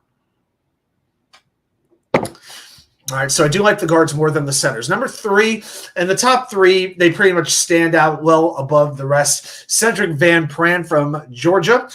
He is 6'4", 310 pounds, had 484 pass rush snaps in 2023, 10 pressures allowed, no sacks. Went to the Senior Bowl as well. We were talking about Van Pran last year, hoping he would come out in the draft. He chose to return to Georgia for his senior year of college. He is an excellent mover. He's got a great ability to pursue the correct angle at the second level of the defense. But not only that, he's got that lower body composition, the coordination, and the power to make a difference maker against the defensive line too. He is a great combination of speed and power. He's got the fluidity that you really, really want in the hips and in the feet. You got to like that. And mentally, love him. He's got that lunch pail, hard-working mindset. Maybe not the Zach Frazier level of meanness, but he's a very good run blocker. He's very physical. He will play through the whistle. He does have short arms, which could be an issue against big defensive tackles, and he can play a little bit upright with the pass blocking, but you've got very good upside. I see a very good starting center for years to come. I think he's going to go late in the second round, maybe early in the third, but definitely a day 2 pick is Cedric Van Pran. All right, guys, we've got 2 more to look at, and then we're going to jump into trivia. Thanks for staying with me this far. Quick reminder, please hit the like and subscribe if you haven't already. I appreciate everybody's support. Love you guys. Thank you. Number 2, Zach Frazier from West Virginia. 6'3", 308 pounds, 359 pass snaps, allowed 7 pressures, no sacks. Went to the Senior Bowl as well. With the NFL seeing a lot of these crazy athletic defensive tackles coming out of nowhere, you want a center in place who can just anchor, shut somebody down, and require not so much help. Zach Frazier is your guy. I'll tell you my favorite thing about Frazier. He is a 4-time state wrestling champion. 4 state championships. So, he's strong, he's agile, he's got really good hands. He has pure strength. And he is one of the strongest linemen in the country. Whether it's the running game, whether it's the pass blocker, he is good. He fires out of his stance at a good pad level. He wins at the point of attack very well, has good awareness. Coaches love his instincts, his high football IQ.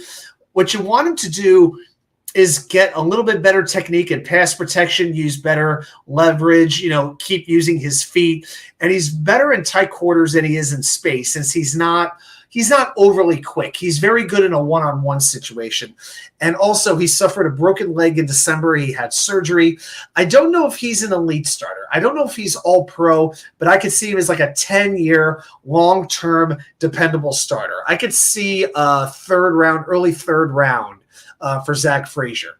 And finally, number 1, as if it could be anybody else, it's JPJ, Jackson Powers Johnson from University of Oregon. 2023 allowed 497 pass rush snaps, 1 pressure, no sacks allowed. Went to the Senior Bowl. He could do, what does he do well? Just about everything. He's a mauler in the run game. He's even played nose tackle in the past. Blocks in space well. He's becoming a better pass protector. He plays. He's reliable. He's got a great anchor ability. He's got great grip strength. He also has the flexibility to adjust to angles when he needs to recover. He will serve pancakes on a level so good that IHOP will be calling him for an endorsement. That's how good he is. If you have anything against him, anything, his arm length is a little bit short, but, that's just the way God made him. What can he really do about that? Not much. I think JPJ goes late in the first round. I can't imagine it going any other way for him. But the point of this is you have some depth with your interior offensive line, but I don't think you have a ton of guys who have that elite upside. If you're okay with getting like a good starter for a little while, then you could get a player like that in this draft. All right. Johnny Jimenez, I think if we get Zach Zinter in the 4th or 5th to be a steal, I would not let him get past the 4th, man. He's not getting past that at all, in my opinion. All right, so let's see what we got going on here. It is 11:20, man. It is 11:20 at night. Just do a quick check here. I'm doing everything on my phone tonight. Let's check one thing. How are we doing on the likes? We got 14 likes. Thanks everybody for that. All right, fantastic. I'll tell you what, everybody, it is that time. Every week, you know what I do. I go into the basement. I go through different websites. I go through the books. I look up all kinds of crazy Jet stats, and I come up with one question to pose to you, the experts, the die-hard, loyal New York Jets fan, and we'll see how you do. I can assure you Verlin Biggs will have nothing to do with the question this particular week. But let's get into Jets Trivia.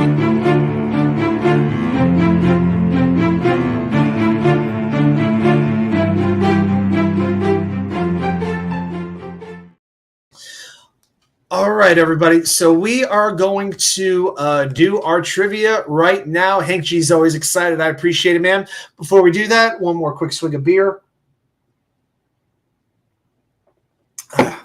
Remember, candy should be half off tomorrow. Actually, my coworker today, she gave me like caramels, like 5 or 6 caramels. My office mate. I have a great coworker. She's great. She's had a boyfriend for 3 years. It's not like that, but I was like, thank you. I was like, it was weird. It's like, I guess a woman could do that for a guy, but if a guy does it, then it's like, oh, what are the intentions behind this? It's kind of a weird dynamic on Valentine's Day, isn't it? So it was just like, I don't know. It's just Happy Ash Wednesday. That's Happy Ash Wednesday, Liz.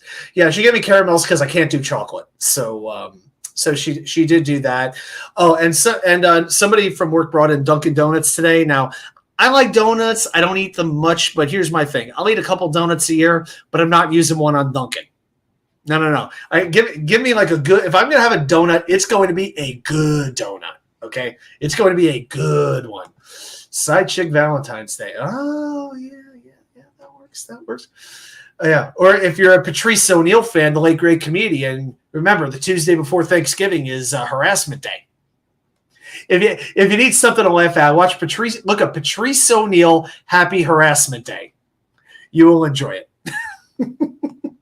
He was a great comedian. Left us way too soon. Patrice O'Neal, really funny guy. Yeah, absolutely. All right, let's get into tonight's question. All right, let's see. Yeah, I think we got it. I'm going to start the timer for 5 minutes. All right, Rich Castor, the late Rick. Wait a second. That's not the right one. Shoot.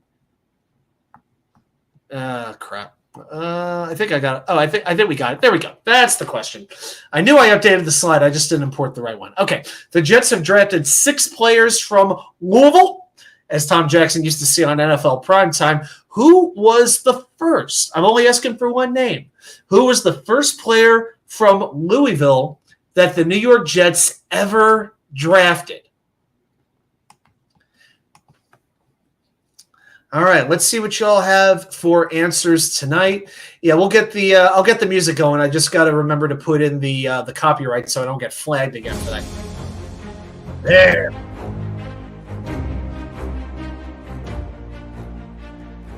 Right around there. I think that's good volume. Johnny Football, his first guess is Calvin Pryor. That's a good guess. He did go to Louisville, but that is not correct. It is not Calvin Pryor.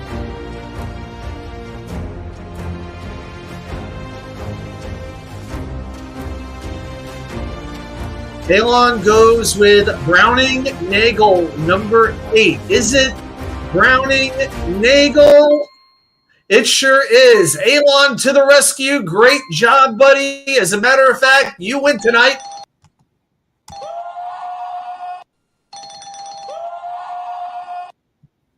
All right, there we go. Good job, man. Yep, it was indeed Browning Nagel. And just to give for anybody who doesn't know I'll give you the brief history on Browning Nagel and that whole story. So at the time, Ron Wolf was still with the Jets. He of course went to the Green Bay Packers. And the Jets thought they had a trade worked out with the Cardinals. The plan was to switch places with the Cardinals in the second round. The Jets would move from 34 to 32 and pick Favre. Now, Favre was the highest rated player they had on their board out of anybody. And they had no first-round pick because they lost it when they signed Rob Moore in the supplemental draft of 1990. At the last minute, the trade falls apart. Favre goes to the Falcons, and with the next pick, the Jets settle for Nagel. He lasted 3 years in New York, started 13 games, completed under 50% of his passes, and he threw 7 touchdowns to 17 interceptions. Ouch. Yeah, he did, and I'm pretty sure it was a preseason game. He was a very good preseason quarterback, wasn't he? Yep, Johnny knew it too. Yeah, I know. Browning Nagel is not a player that we like to think about, but yes, that was the correct answer. I'll pull up real quick the Jets draft history, just let you know who the other players were that they drafted from Louisville. Let's see. Yep, they're the A, C, D, E, F. All right, so the players the Jets drafted from Louisville were – this is actually an interesting list, isn't it? All right, Browning Nagel, Kerry Rhodes, Bilal Powell, Calvin Pryor, Lorenzo Molden, and Mekhi Becton. You got some good players, and you've got some disappointments, to say the least, in there. So those are the only players the Jets – so that was the only player the Jets drafted from Louisville before 2005 was Browning Nagel. Interesting. And since then, in the last 20 years, they've drafted 5 players from Louisville. Yeah, so that's what's up. All right, guys. Let's see. How are we doing on the guys? I'm going to ask you a question here. I'll hang with you for a few more minutes. I see we've got the 15 likes, but I'm going to ask you guys a question. If you'd like me to do the wheel, we will do the wheel tonight. But I've never done a mock draft on this channel before. And if you've been hanging with me for a few weeks, you've been watching some of the other guys, you've been watching Dom C, Tigo, all these guys who know their draft stuff pretty well. Got different opinions sometimes, but if you've been watching them, then you got some knowledge too. So, would you like to do a mock draft tonight? Or does Green Bean own the rights on those still? I don't know what Green Bean's up to, but if he's doing all the mock drafts, then we could do that. It wouldn't be like we wouldn't take all night. We would just kind of do it kind of like a bang bang. Johnny wants to do Johnny. I addressed the Knicks earlier on. I'm not worried about them. When you're missing half your lineup, I'm not sweating this. I'm really not. They need the All-Star break. They need a week off. That's really the main thing. All right, one more drink of Bitter Valentine for right now. I got to. This is a beer best served cold. When it warms up, ooh.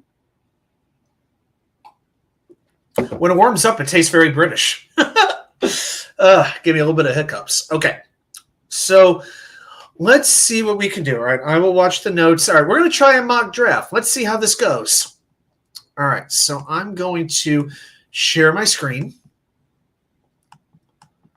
entire screen, and hit allow. Okay, and we'll close this. All right, let's do Jets. We'll go fast.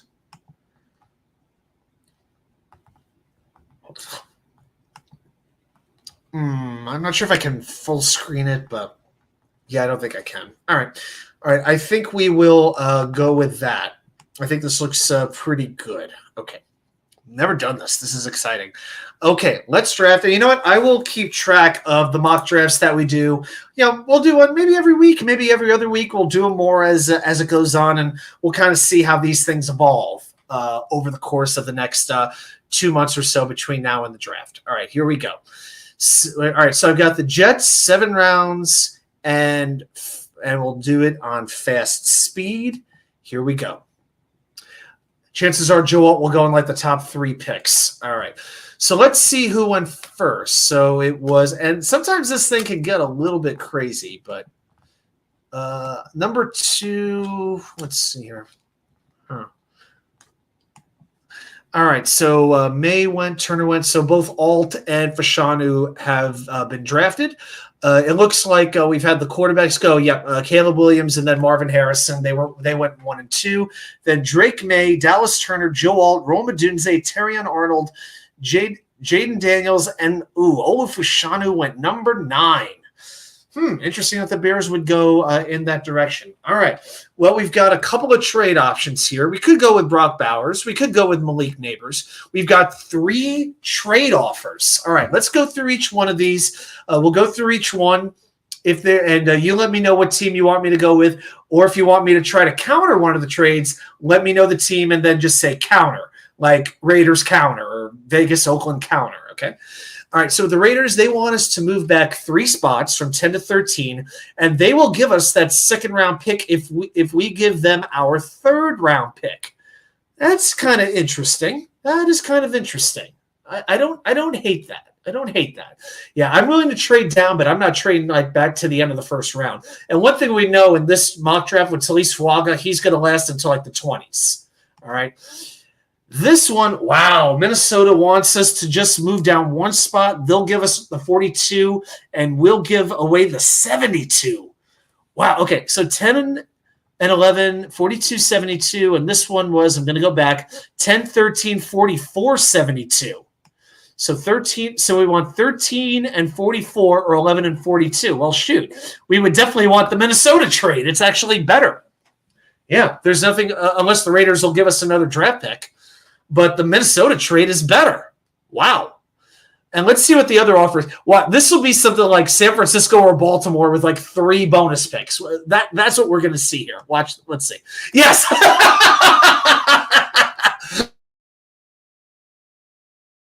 Of course it is. Do I even need to look at that? No, the Niners, get the hell out of here. All right. Yeah, so I think I think that the Vikings trade is unquestionably better. I mean, we're giving up the same picks, 10 and 72, and with Minnesota we would get 11 and 42. With the Raiders we get 13 and 44. I mean, I'll look and see what else they have. They have 77, 112. Okay, and then with Minnesota they've got 11, 42. Okay, they don't have a 3rd round pick. They've got a 4th round pick. I wonder if I could do this and maybe get a late round pick as well. I think it's worth a try. I'm going to take the Minnesota trade, but I always like to see maybe we could do like a little exchange of picks to get a little better. Like, what if, for instance, I traded I asked for 108 and gave up 113 just to move up like 5 spots. Let's see if they'll bite. And they accepted it. See, we moved up 5 spots, right? And who did they want? All right, I got to figure out. They wanted Brock Bowers. Okay, that's fine. Okay, so now, by the way, the model looks a lot better because we see when our next pick is. Now we've got 11, 42, 108, 111, 186, 252, 255, and 256. Okay. By the way, this draft is brought to you by Huggies, our best fitting diaper. All right.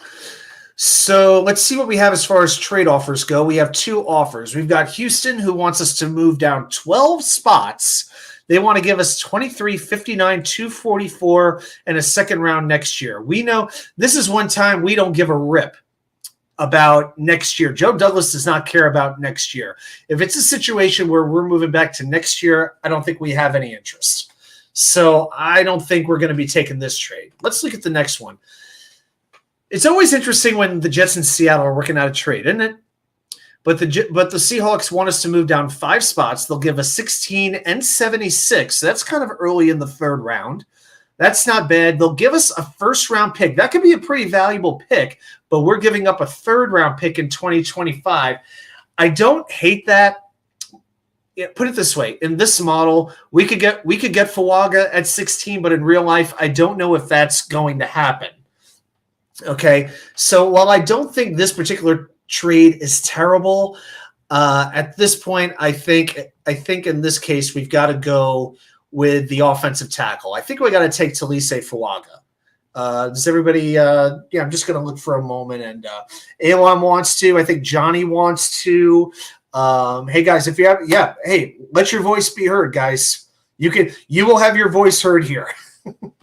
Yeah, I am definitely watching the comments, and I definitely appreciate. Definitely looking at that.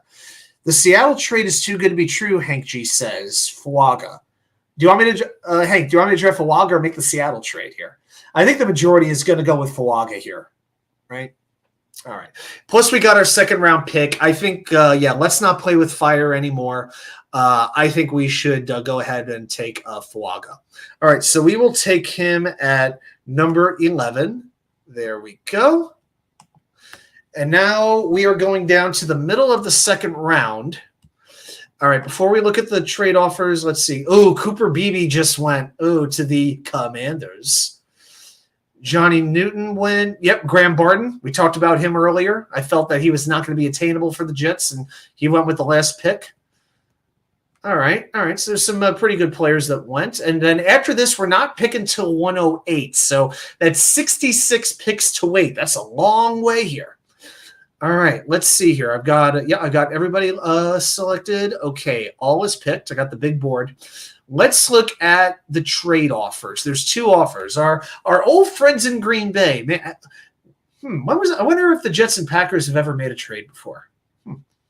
But the Packers want us to move down 3 spots, and they will give us pick 148, which would be in the 4th round. Yeah, okay. It's okay. I feel like I want a little bit better from them, though. Not bad, but I want a little better. Or the Steelers would have us move down 9 spots, and they give us 120. That's a little bit better spot. That's 28 spots better. But a 6-spot difference in the first round. So, guys, what do you want to do? Do you want me to go Packers, Steelers, or do you want me to make a pick? And let's just take a look at a couple of guys. Let's look. We took our tackle. At guard, Troy Fatanu is there. Christian Haynes is there. And again, guys, if we don't pick, we're not picking again until 108. But you got some very good guards there. Obviously, JPJ is there. Wide receiver. Xavier Leggett, I love him. Lad McConkey's really good. Troy Franklin, the Yak God, Malachi Corley, Jalen Polk. Lot of good wide receivers here. Jalen McMillan, Tez Walker. There's a ton of good wide receivers, man. All right. Guys, any other position that you would like me to pull up here? I'll look at defensive tackle, I guess. Ooh, Tavondre Sweat's still on the board. Wow. Yeah, that'd be a nice big help for the defense. Really shut down some run games. Well, Johnny Jimenez is adamant. Go JPJ. He's all about JPJ. All right. What does everybody else think? Are you going to let Johnny be the only voice?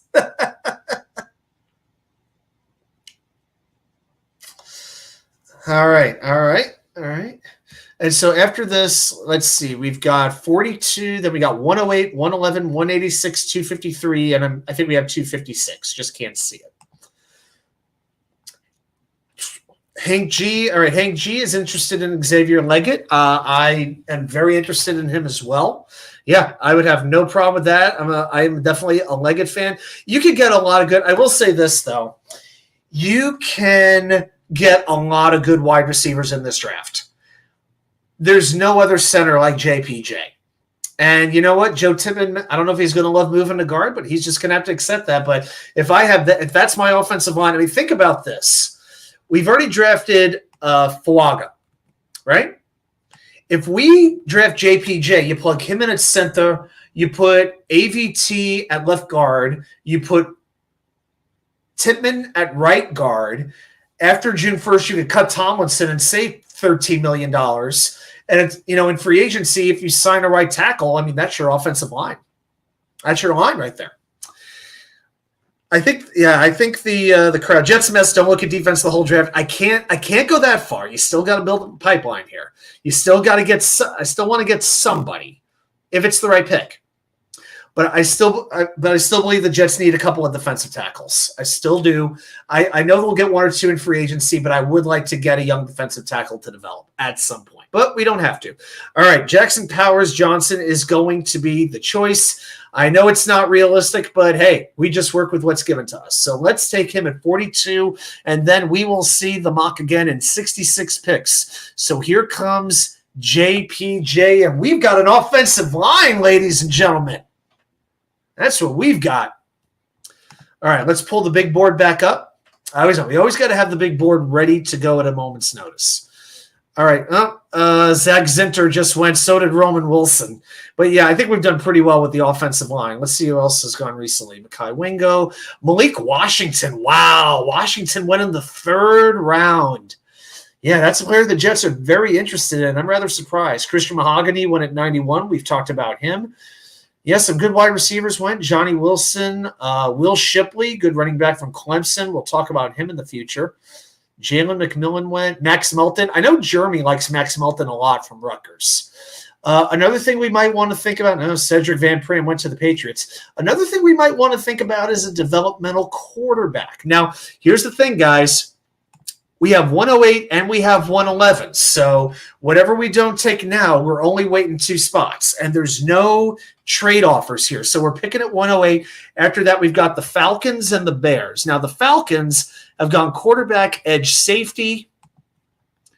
And the Bears have gone quarterback, offensive tackle, edge. So there's a pretty good chance they're not taking a quarterback with either of their spots. So if we're interested in a developmental quarterback, if we want like a Michael Pratt or Jordan Travis, we could probably nab them at 111.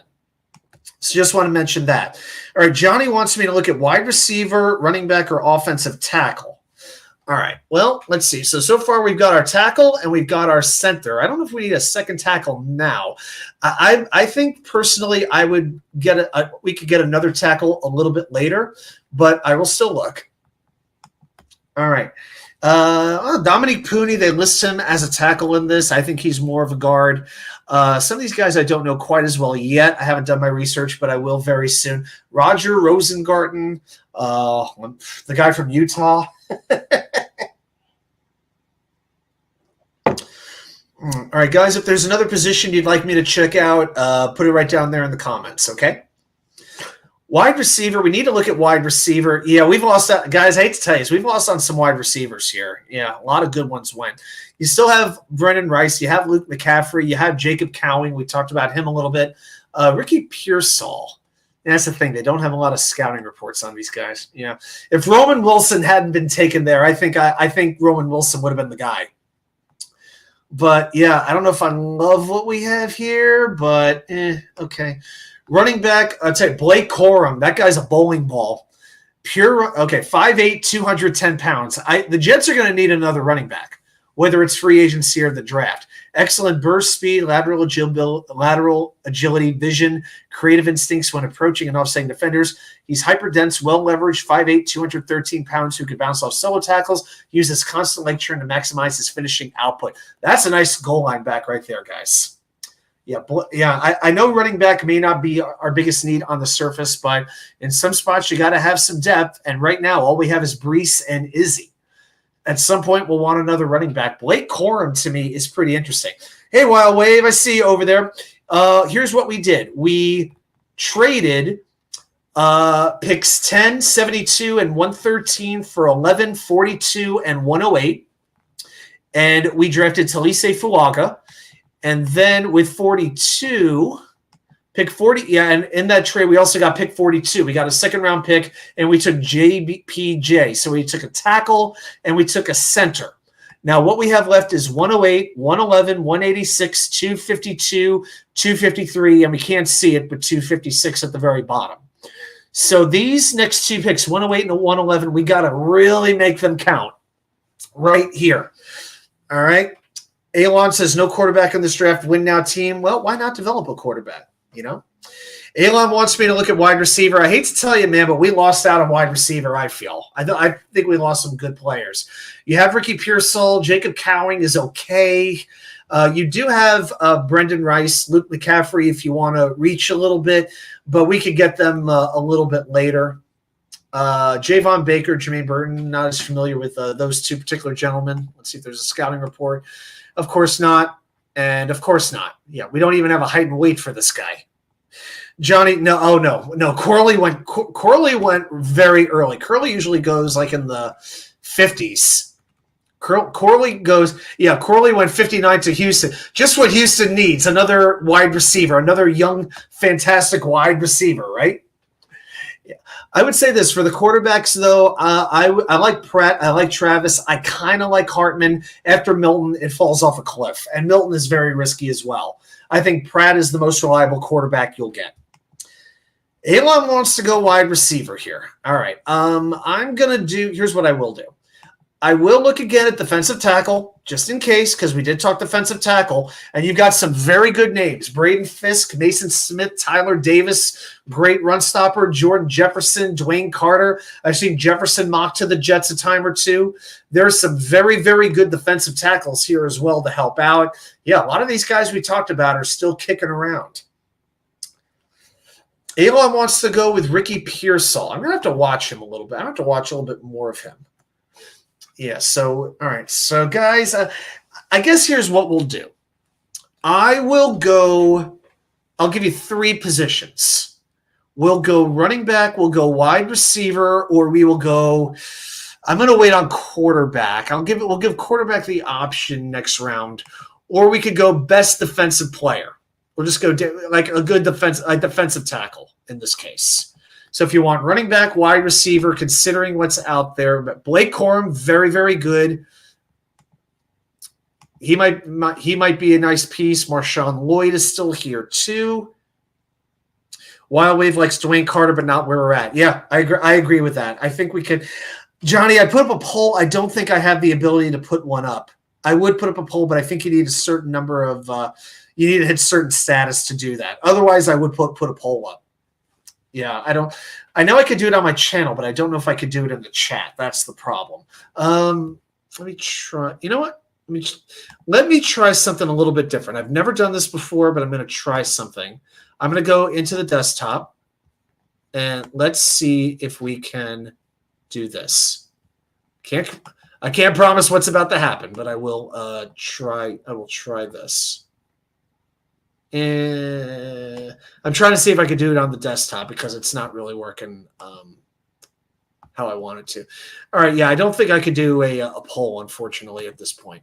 I'd like to, but all right. Elon wants to sign a $2 million running back in free agency. All right, fine. Wide receiver. Okay, here's what we'll do. Brendan Rice, I know there's a lot of interest in him. Began his college career at Colorado. 27 catches, 419 yards, 5 touchdowns. Electric kick returner. I like that. 26 yards per return. Transferred to USC. Set career highs in receptions, yards, touchdowns. Tall vertical playmaker who isn't a refined route runner dominant athlete. Has good speed at 6'3" and 205. All right, so they have the size and speed and the height and weight in the description, but not where it says height and weight. Are we missing something here, guys? It's right there. Rotational piece as a day 3 pick. Yeah, it might be like if we had to pick like 150, I think Brendan Rice makes sense. To me, I think it's like Pearsall or Cowing. Yeah, I don't know. 6 feet, even 188 pounds. I mean, I give it a shot. I mean, Jacob Cowing is your slot receiver. Good role player, but it's like, okay, he'll be fine. All right, so here's where we'll go. Pearsall, I think wide receiver is where we're going. All right, do you want Pearsall? Do you want Cowing? Or do you want Brendan Rice or Luke McCaffrey? So Pearsall, Cowing, Rice, or McCaffrey?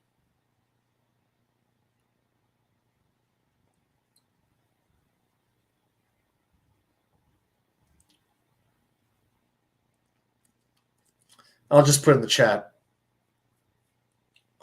So yeah, sorry I don't have the poll access right now yet. Chat filter, can't do that. Hank G wants Rice. Johnny Jimenez wants either Rice or Luke. Okay. I got to look at Ricky Pearsall a little bit more. I got to learn about him, see if he's how good he is. Elon wants Pearsall. Okay. Let's see who else is active tonight. Wild Wave. I know that you're. I know you've been. I see you over there, Harlan. I see you as well. Harlan wants Rice. All right, looks like Brendan Rice is going to have the edge here. All right, I'm going to go ahead and draft Brendan Rice at 108. And after that, there goes Michael Pratt. Okay, so the geniuses in Atlanta drafted Jaden Daniels and Michael Pratt. Wow, okay. God bless them. That's what they want to do. That's what they're going to do. All right. Okay, guys, so this is – no, we're not turning this over. All right, then Braden Fisk, a defensive tackle that we like. He went 110 to the Bears. So this is we are picking now 111, and this is our last pick for another 75 spots. Okay, so we got to make this one count. All right, so we've taken a tackle. We've taken our center. We've taken our wide receiver. All right, so let's look at the big board here. See some of the guys who are dropping a little bit. Cedric Gray, linebacker from North Carolina. I'm not very familiar with him, but I'll look it up. I don't think we're going to draft a linebacker, but all right. Jaheim Bell, tight end. I don't know. Blake Corum's still there at running back. If we do want to go defensive tackle, there is Mason Smith. Jalen Wright, another running back. You know, cornerback is not the worst idea considering Bryce Hall's a free agent. DJ Reed's in a contract year. Brandon Eccles is in a contract year. You might want to get a nice young cornerback. Zinter went very quickly, Harlan. Yeah, he had no time. Yeah, he was snatched up quickly. Marshawn Lloyd, we got a few running backs here that we could take, or we could wait a little while for running back also. Johnny Dixon, 5'11", 198, no scouting report. Kyrie Jackson, 6'3", 195, no scouting report. Yeah, Pearsall's still there. Tanner Bortolini, we talked about him. He's an option as well. I don't know. So that's kind of the overall board. If there's any position you'd like me to look at, let me know. We have did we trade away 256? I don't think we did. Yeah, we have 186, 252, 253, and we still have 256. All right, so we have 4 picks left to make. It doesn't look like we're getting any more trade offers here today. All right, guys, what positions would you like me to look at? Would you like me to look at a quarterback? Would you like me to look at running back? Do we want to go with another offensive lineman? Do we want to get a second wide receiver? We could go defensive tackle. I don't think we're going kicker. Harlan Abraham says, Smith, the Jets need a run stuffer. Yep, we talked a little bit about him. Very athletic. If we go back to, let me see, go back to my notes here on the phone.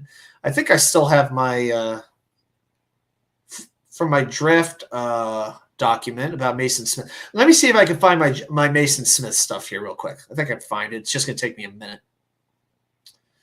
All right, draft. Let's see.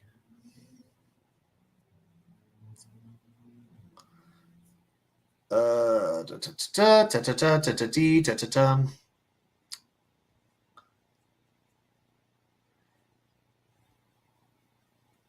my God, this is horrible.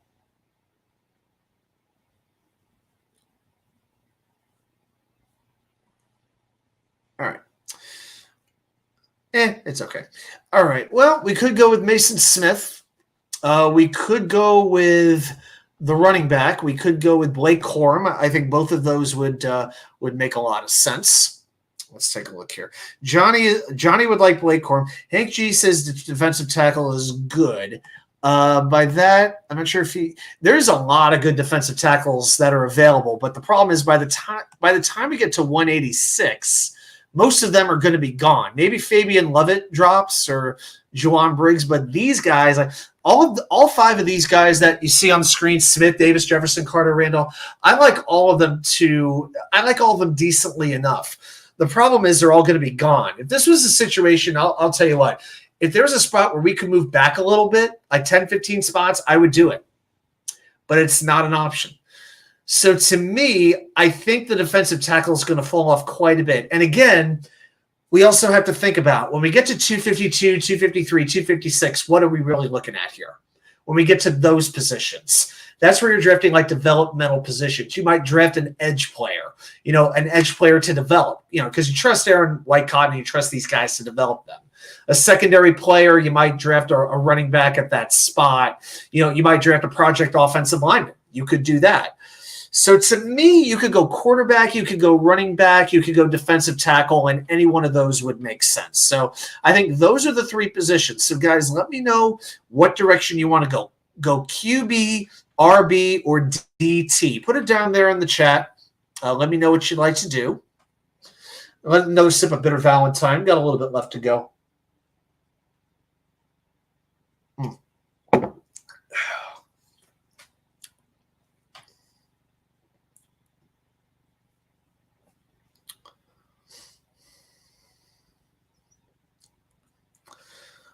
All right. And if we look overall at the big board, all right, Cedric Gray, Jaheim Bell, I can't see us going with a tight end in this spot. I just can't see it. Jets Mess wants a defensive tackle. Okay. If we go defensive tackle, we're going to have to take a second poll because, there's so many good ones. Johnny Jimenez, Blake and Brees would be a problem. Blake would get us those dirty yards. Yeah, he would. And then you have the speed of Izzy. You have sort of like a three-headed monster, three different running backs, all of whom can play a little differently. And now that you've reinforced that offensive line, it's going to make life a whole lot easier for them too. I think at this point, with the quarterback, I'm ready to wait. I would actually wait until the very end. Maybe Joe Milton drops to like 186 or Sam Hartman drops. I think I would just let Travis go. I would go either running back or defensive tackle. I'm really feeling one of those two positions here. So we could go. Let me see. Is there a way to do a poll here? There has got to be a way to do a poll. Dang it. All right. Let's see. Blake would get us those dirty yards. Okay. I think at running back, we're looking at Blake Corum. All right. That 5'8", 210-pound, that bowling ball. Jalen Wright, we don't know anything about. Marshawn Lloyd. Let's look at Marshawn Lloyd real quick. Transferred from South Carolina. So he went from SC to USC. That's what he did. Broke out in 2022 with 5 yards per carry. Played with Caleb Williams, though. Helps create big plays, tough tackling angles, allowing him to bounce off tacklers, running downfield. He's prone to taking liberty with run lanes, looking to get outside of the gap and rely on his speed. His explosiveness makes him a valuable playmaker. Could be a start in the right situation. I think the only running back I want here is Blake Corum. I don't think I want anybody else. Okay, and with Mason Smith, he's more all-around. Tyler Davis is more the run stopper. I definitely like Tyler Davis. Okay. Jordan Jefferson, Dwayne Carter, Keith Randolph. I like all these guys. I really, really do. I think I would take the chance maybe one of them. I don't think any of them are going to drop to 186. I really, really don't. All right. I'm going to take – I think in this case we just have to go – I think there's a good chance we could still get a good running back a little bit later. Let's just look at the running back depth. Dylan Law from New Hampshire, I would not sleep on him. He had a very good Senior Bowl. He's rising. Carson Steele's also pretty good too. I would actually take a chance maybe a Law would drop a little bit, or we could get a good running back a little bit later on. I could see that happening. I think I'm going to go, yep, Harlan's exactly right. Yep, I like Dylan a lot. I really do. I hate to lose out on all these defensive tackles because, whichever one we draft could start immediately. That's the thing. Because we need players who go to impact the game quickly. Corum, all right, so we got to make a decision. Jets Mess wants a defensive tackle. Johnny wants Blake Corum. I think Harlan's leaning running back. Yeah. All right. I'll tell you what I'm going to do. I think I'm going to go Mason Smith. I think I'm going there. Freakish athleticism, improved hands-on experience. 6'5", 316 pounds. God, I'm overthinking this. You know what? We're not going to get a running back as good as Corum again. We might get a good defensive tackle. We're going to take Corum. We're going to take Blake Corum. All right, here we go. Let's see what happens. There goes Tyler Davis. I saw that one. Hurry up. There goes Dylan Lobb. Yep. Yeah, Lobb was not going to drop. Yeah. Oh, Will Putnam went 183. I thought about profiling him actually, but I had him just outside my top 10 centers. Okay. And look what happened. Dwayne Carter. Oh, he made it to 186. I like it. How about that? So I think we may have made the right choice. Just see who else went. Jordan Jefferson went to the Rams. Yep, definitely liked him. Dylan Law went to the Niners. Wow, he'd be the backup for McCaffrey. That's not a bad life. Javion Cohen goes to the Green Bay. All right, so there's a couple of highlights there as well. Drake Nugent, we talked about him tonight, goes to the Dolphins. Okay, I think we've seen enough there. All right, so if we look at the big board here, because I know we always want to look at the big board, Luke McCaffrey is still available at wide receiver. Not that we're going to go there, but he's still out there. But we got some choices here. You got Sam Hartman at quarterback. You've got Carter or Randolph at defensive tackle. Very, very good. You do have Joe Milton available at quarterback if you want to get that developmental quarterback. So, there are some very good players. Carter, Randolph. Now, let's quickly recap what we've done, guys. We've drafted Fuaga. We've got our tackle. We got JPJ. We got our center, wide receiver, and Brendan Rice, and Blake Corum, a running back. So Rice is, again, a little more of a developmental player, but Corum will have a role. He'll probably be the number 2 running back. And we have 2 starters in Fuaga and JPJ. Wow. This is we got an interesting decision to make here, guys. Do we want to draft a developmental quarterback in Sam Hartman?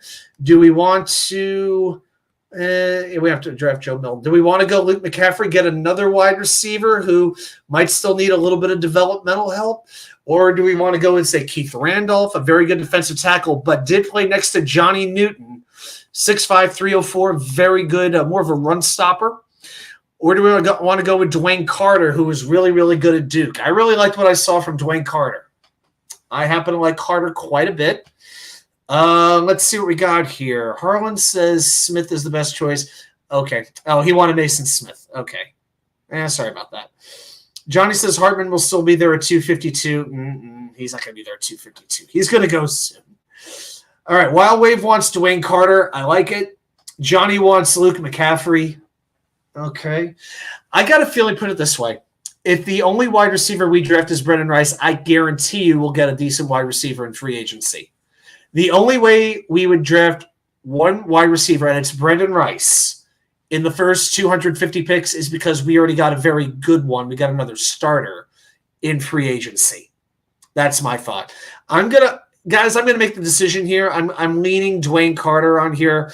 I just really like the fact that he is a team captain, went to Duke, plays the run, plays the pass well, very explosive, seems to have a very good head on his shoulders. I kind of like what I'm seeing from him. I'm going to take Dwayne Carter at 186, guys. It's time we give the defense a pick, and that's what we're going to do. There goes McCaffrey, and there goes Hartman.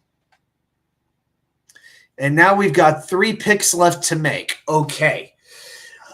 All right, so there's a bunch of things we could do. Dylan McMahon is still available. That was the first guard that we talked about. So if we want to draft a developmental offensive line, we could do that. You also have, if you want to go with a quarterback, you could draft Carter Bradley from South Alabama or Austin Reed from Western Kentucky. If he went to Western Kentucky, he would have played with Malachi Corley. Yeah, that's Malachi Corley's quarterback, right? All right, let's read about him. With Reed. 6'1", 222, 4,746, 40 touchdowns, 11 interceptions. Not bad. Has the RPO offense, doesn't project well to the NFL. Quick release, fiery, has the moxie. This is definitely a developmental quarterback, and that's putting it delicately. Yeah, this is a guy I think you could we don't even have to draft. I think that's the type of guy you could get as an undrafted free agent, to be honest. All right, Harlan wants to look at the safety position. Okay. Yeah, safety is not a position I've honed in on just yet. So who do we have? The highest ranked one is ranked 295 on the board. Jalen. Oh, shit. I accidentally drafted him. I'm sorry. All right, well, Jalen Key from Alabama. Hopefully he's really good. But we have the next pick anyway, so it's okay. Well, we got a safety. We have a safety. let's look at the big board. Let's slow down. So Gabe Hall, defensive tackle from Baylor. We do like him. Not bad as a rotational player. It's not bad. All right, we could go with a quarterback with Bradley or Reed. Hey, do you want to get an edge player? Maybe get a little developmental edge guy. And let's see who's available at edge. Jalix Hunt, Nate Lynn from William and Mary, right up the road from where I live. Eric Watts, Miles Cole, Ron Stone. Let's see if they have any descriptions on these guys. Nothing.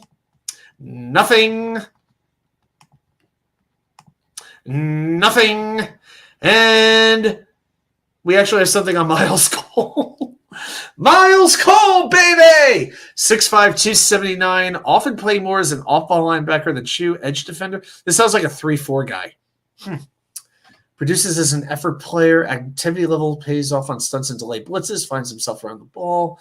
Will ever camp invite player due to lack of instincts and explosiveness? Hell no. No. Johnny wants to know what quarterback is left. You have Austin Reed and you have Carter Bradley. You do have Isaac Rex. Isaac Rex is a tight end. Oh, and then you're going down like Brennan Armstrong, Davis. Yeah, you're dropping. It's really Reed or it's Bradley. You could draft either one of those guys, and I don't think anybody's really going to care. And we'll draft, and we will grade this draft after we're done too. By the way, Bradley, they've got nothing on. They've got some information on Austin Reed, so. I got no issues with taking a quarterback here. I do think we should take maybe a developmental player that's somewhere on the defense. Let's see. Is Ryan that guy Ryan, that wide receiver Ryan, still there? Ryan Flournoy. Yeah, he was at the Senior Bowl. He was like that first to show up, last guy to leave. People love him. People really like Ryan Flournoy. So that's a name to watch. Now, guys, I'm going to be honest. If I had this my way, you know who we'd be picking right now? Jason Henderson from Old Dominion University, the leading tackler in the NCAA, but not ranked all that highly, unfortunately. 521, but selfishly, I want Jason Henderson to be great. Just like Zach Kuntz. All right, guys, let's make a decision here. We could go with a quarterback, or we could go, if you want to get another offensive lineman, we could go with Dylan McMahon. Could do that. Or we could go, what's available at defense? Marcus Harris is not a bad defensive tackle, but I think we already got a defensive tackle. Yeah, we got Carter, so I don't know. Yeah, Maitland, safety. What's available? Yeah. Oh, yeah. We just took our safety. We took Jalen Key. Maybe a cornerback. Miles Battle. Storm Duck. That may be the best name in the draft I've seen so far. Storm Duck. Rashad Williams from Texas Tech. Let's read this. A standout cover corner, great size, 6'2", 204, allowed 25 of 54 targets to be completed.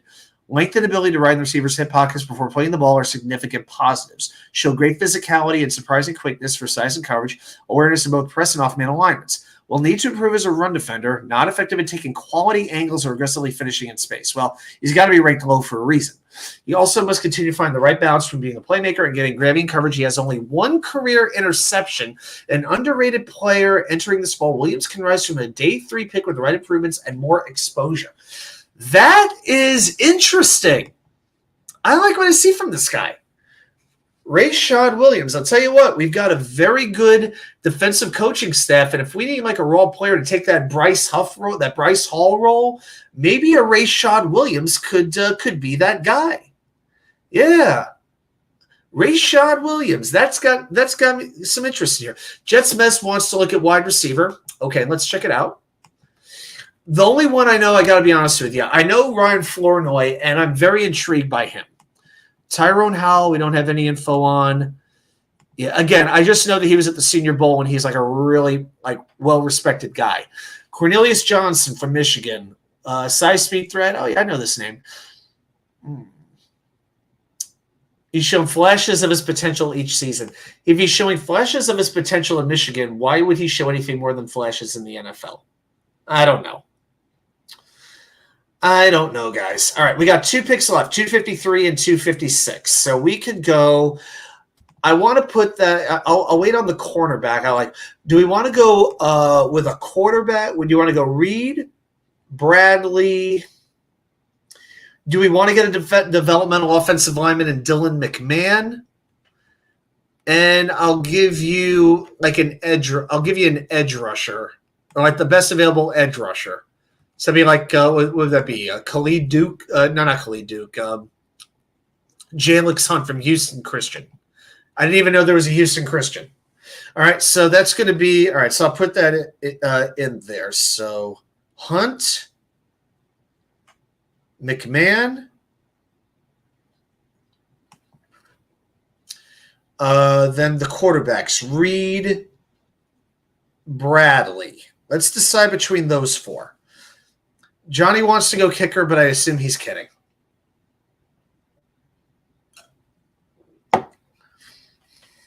Hey, thanks for staying with me tonight, guys. This has been fun.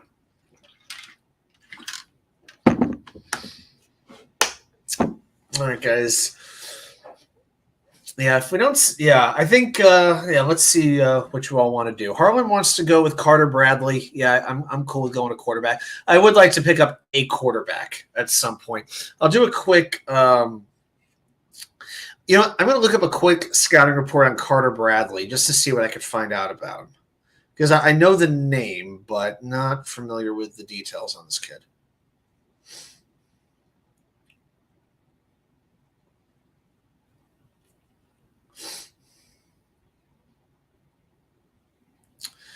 All right, Carter Bradley. Okay, yeah, I got the scouting report. Okay, not a burner, but has enough athleticism and speed to make plays with his legs. Very confident passer, shows good accuracy and feel when in rhythm. Showed better ball placement from past years, so it was very catchable passes. Ball placement is a strength, has the natural instincts, good zip and ball placement on the quick slant, natural athlete, okay. Weaknesses, needs to improve his touch at all levels, knows when to gun it and when to take something off the throws. Accuracy is solid but far from great, with streaky ball placement downfield, and his stride is inconsistent, adding to accuracy issues. Okay, so we can put a little bit too much air under the throws. He has to work on his footwork a little bit because the footwork, that really has a lot to do with your accuracy. All right, so there's definitely something to work with there, but you need a little bit of coaching. Johnny would get a quarterback from Tidewater Community College. I don't know if they have quarterbacks. Yeah, but you know what? When you're picking a quarterback this late, it's a flyer, and you don't expect anything from him anyway. All right, I think we're going to go with a quarterback. I'm going to go with Carter Bradley. I'm just going to go ahead and take him, just have somebody to develop. So Gabe Hall and Easton Gibbs have gone, and now we have one pick left. All right, so we could go Jalix Hunt. We could go Dylan McMahon. I'm going to throw in the quarterback. I'm going to throw in Rashad Williams. I'm going to have to look him up a little bit more over the next few weeks and see how much I do like him. Yeah, I like Marcus Harris, but we were taking defensive tackle. Let's just recap quickly what we did. So we've got our tackle in Flaga. We've got JPJ, Brennan Rice, Blake Corm, Dwayne Carter, Jalen Key, Carter Bradley. We could go with another wide receiver. We've only taken one wide receiver in this draft. I would throw in Ryan Flournoy. So yeah, so that's what I'm going to give you. I'm going to give you Flournoy. I'm going to give you McMahon. I'm going to give you Rashad. And finally, I gotta find, and who else is here on the big board? And I'm going to give you Jalix Hunt. He's the top edge rusher. And again, at this point, we're just really looking for a good developmental player. We're not looking for a contributor right away. All right, guys. So we'll pick between one of those four players, and that's going to be it. Eventually, we're going to become experts on these guys because we're going to have to. But I still say Joe Douglas will take two of these picks and trade up. That is my prediction. All right, guys. Let me know what y'all are thinking. And it's 12:15. After this, we're gonna call it a night. Okay. Let's see. Johnny wants Dylan McMahon. Yeah. Okay. Which way did he go? Okay. Yeah, I'm good. Yeah, I think at this point I'm good with either developmental offensive lineman or getting a second wide receiver. I definitely think the Jets need 2 wide receivers in the offseason. No doubt about that. No doubt about it. However they get them. But Brendan Rice you can't expect Brendan Rice to be a starter immediately. That's the thing. And hopefully the Bengals don't use the franchise tag on T. Higgins, but as of right now, that is the rumor of what is going to happen. All right, guys, I'll give you all like another minute to put in whatever player you would like to take, or if you have another player still on the board that I haven't mentioned, mention them. Yeah, let's learn about these guys together. Yeah, we get to learn from each other. That's what's so awesome about this live stuff. All right, let's unplug the computer. All right, last sip of Bitter Valentine. We're going to close it out. Here we go. Again, that's very good, but much better when really cold.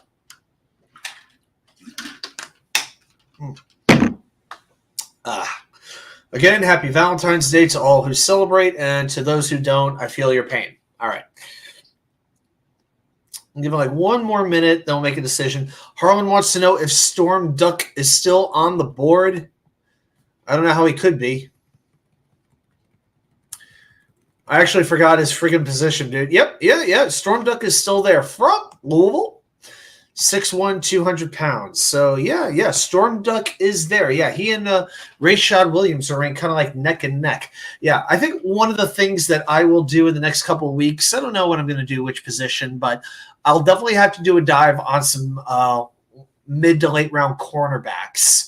Like guys we could get on day 3, because I think there is a chance we do draft a cornerback later in the draft. And it would be good to know those one guy from the next. So, yeah, Storm Duck is definitely an option. How is his name Storm Duck and he didn't go to Oregon? I don't know. He went to Louisville. Storm Duck. That's the perfect Oregon player. All right. All right, guys. Let's see. So I think right now the enthusiasm, I think because we talked about him tonight and we kind of put him over a little bit. Again, not that we love him, but a possible developmental player. We're going to draft one more offensive lineman to give a little bit of youth. We're going to take Dylan McMahon, and that is going to close the draft out for the night. So what did we do tonight? With number 11, we drafted Talise Fuaga. 42 as part of that trade. We also got Jackson Powers Johnson. And then we had to wait till 108 to get Brendan Rice. 111 was Blake Corum. So we got a running back. 186, Dwayne Carter, defensive tackle from Duke, who can help right away. 252, the unknown Jalen Key, the safety from Alabama. 253, we got a quarterback in Carter Bradley from South Alabama. And 256 was Dylan McMahon, the offensive guard from NC State. All right, guys, how are we going to grade this draft?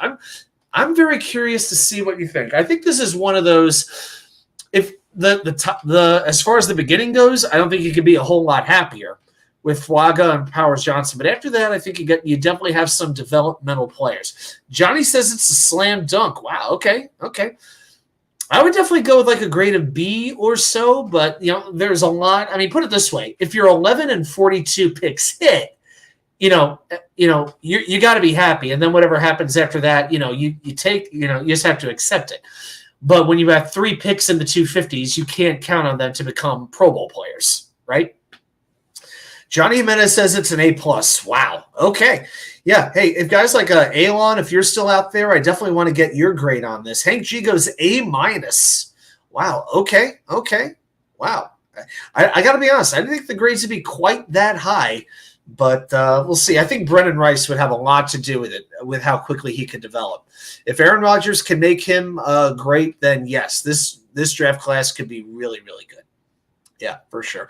And again, even if Key, Bradley, and McMahon don't do anything, you're not going to cry about late 7th round picks not working out. Because there's always a good chance you'll get an undrafted free agent who will make some kind of contribution. The Jets have proven that they can do that under Joe Douglas.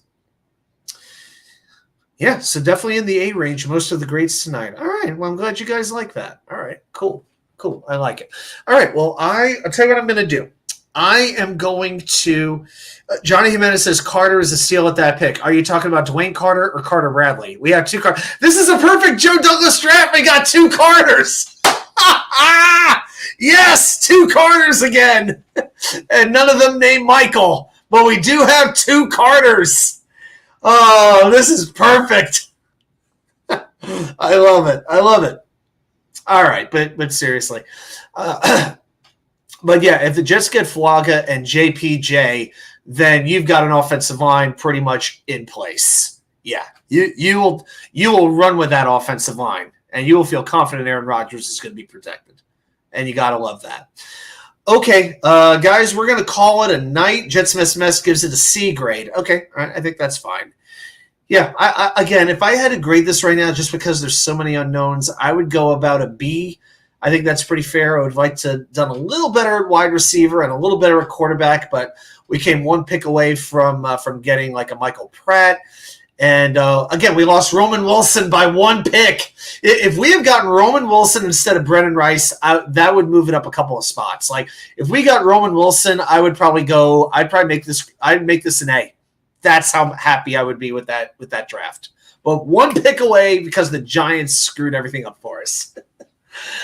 All right, everybody. Well, hey, I want to say real quick, thanks so much for joining me tonight. And if you're a New York Mets fan, I just loaded 3 episodes, the top 20 Mets prospects in the system. Numbers 20 through 11, then 10 through 6, then 5 through 1. All 3 are available right now. So definitely check that out if you are a Mets fan. And hey, now the football season's over. When there's news, when there's something going on, when I feel it, I will post, but you know where we'll be. Next Wednesday, 10 p.m., same time, and I will put the link up a couple days in advance, and I'll decide what position we're going to break down next week. And, we'll have a whole lot of fun doing it, and we'll learn about some more prospects and some ways the Jets can have a great 2024. All right, everybody, let's quit the there we go. Let's pull myself back up. All right, everybody, thanks so much for watching, and I'll see you right back here with more content from you know where. The Wicker Chair. Good night, everybody. Be well.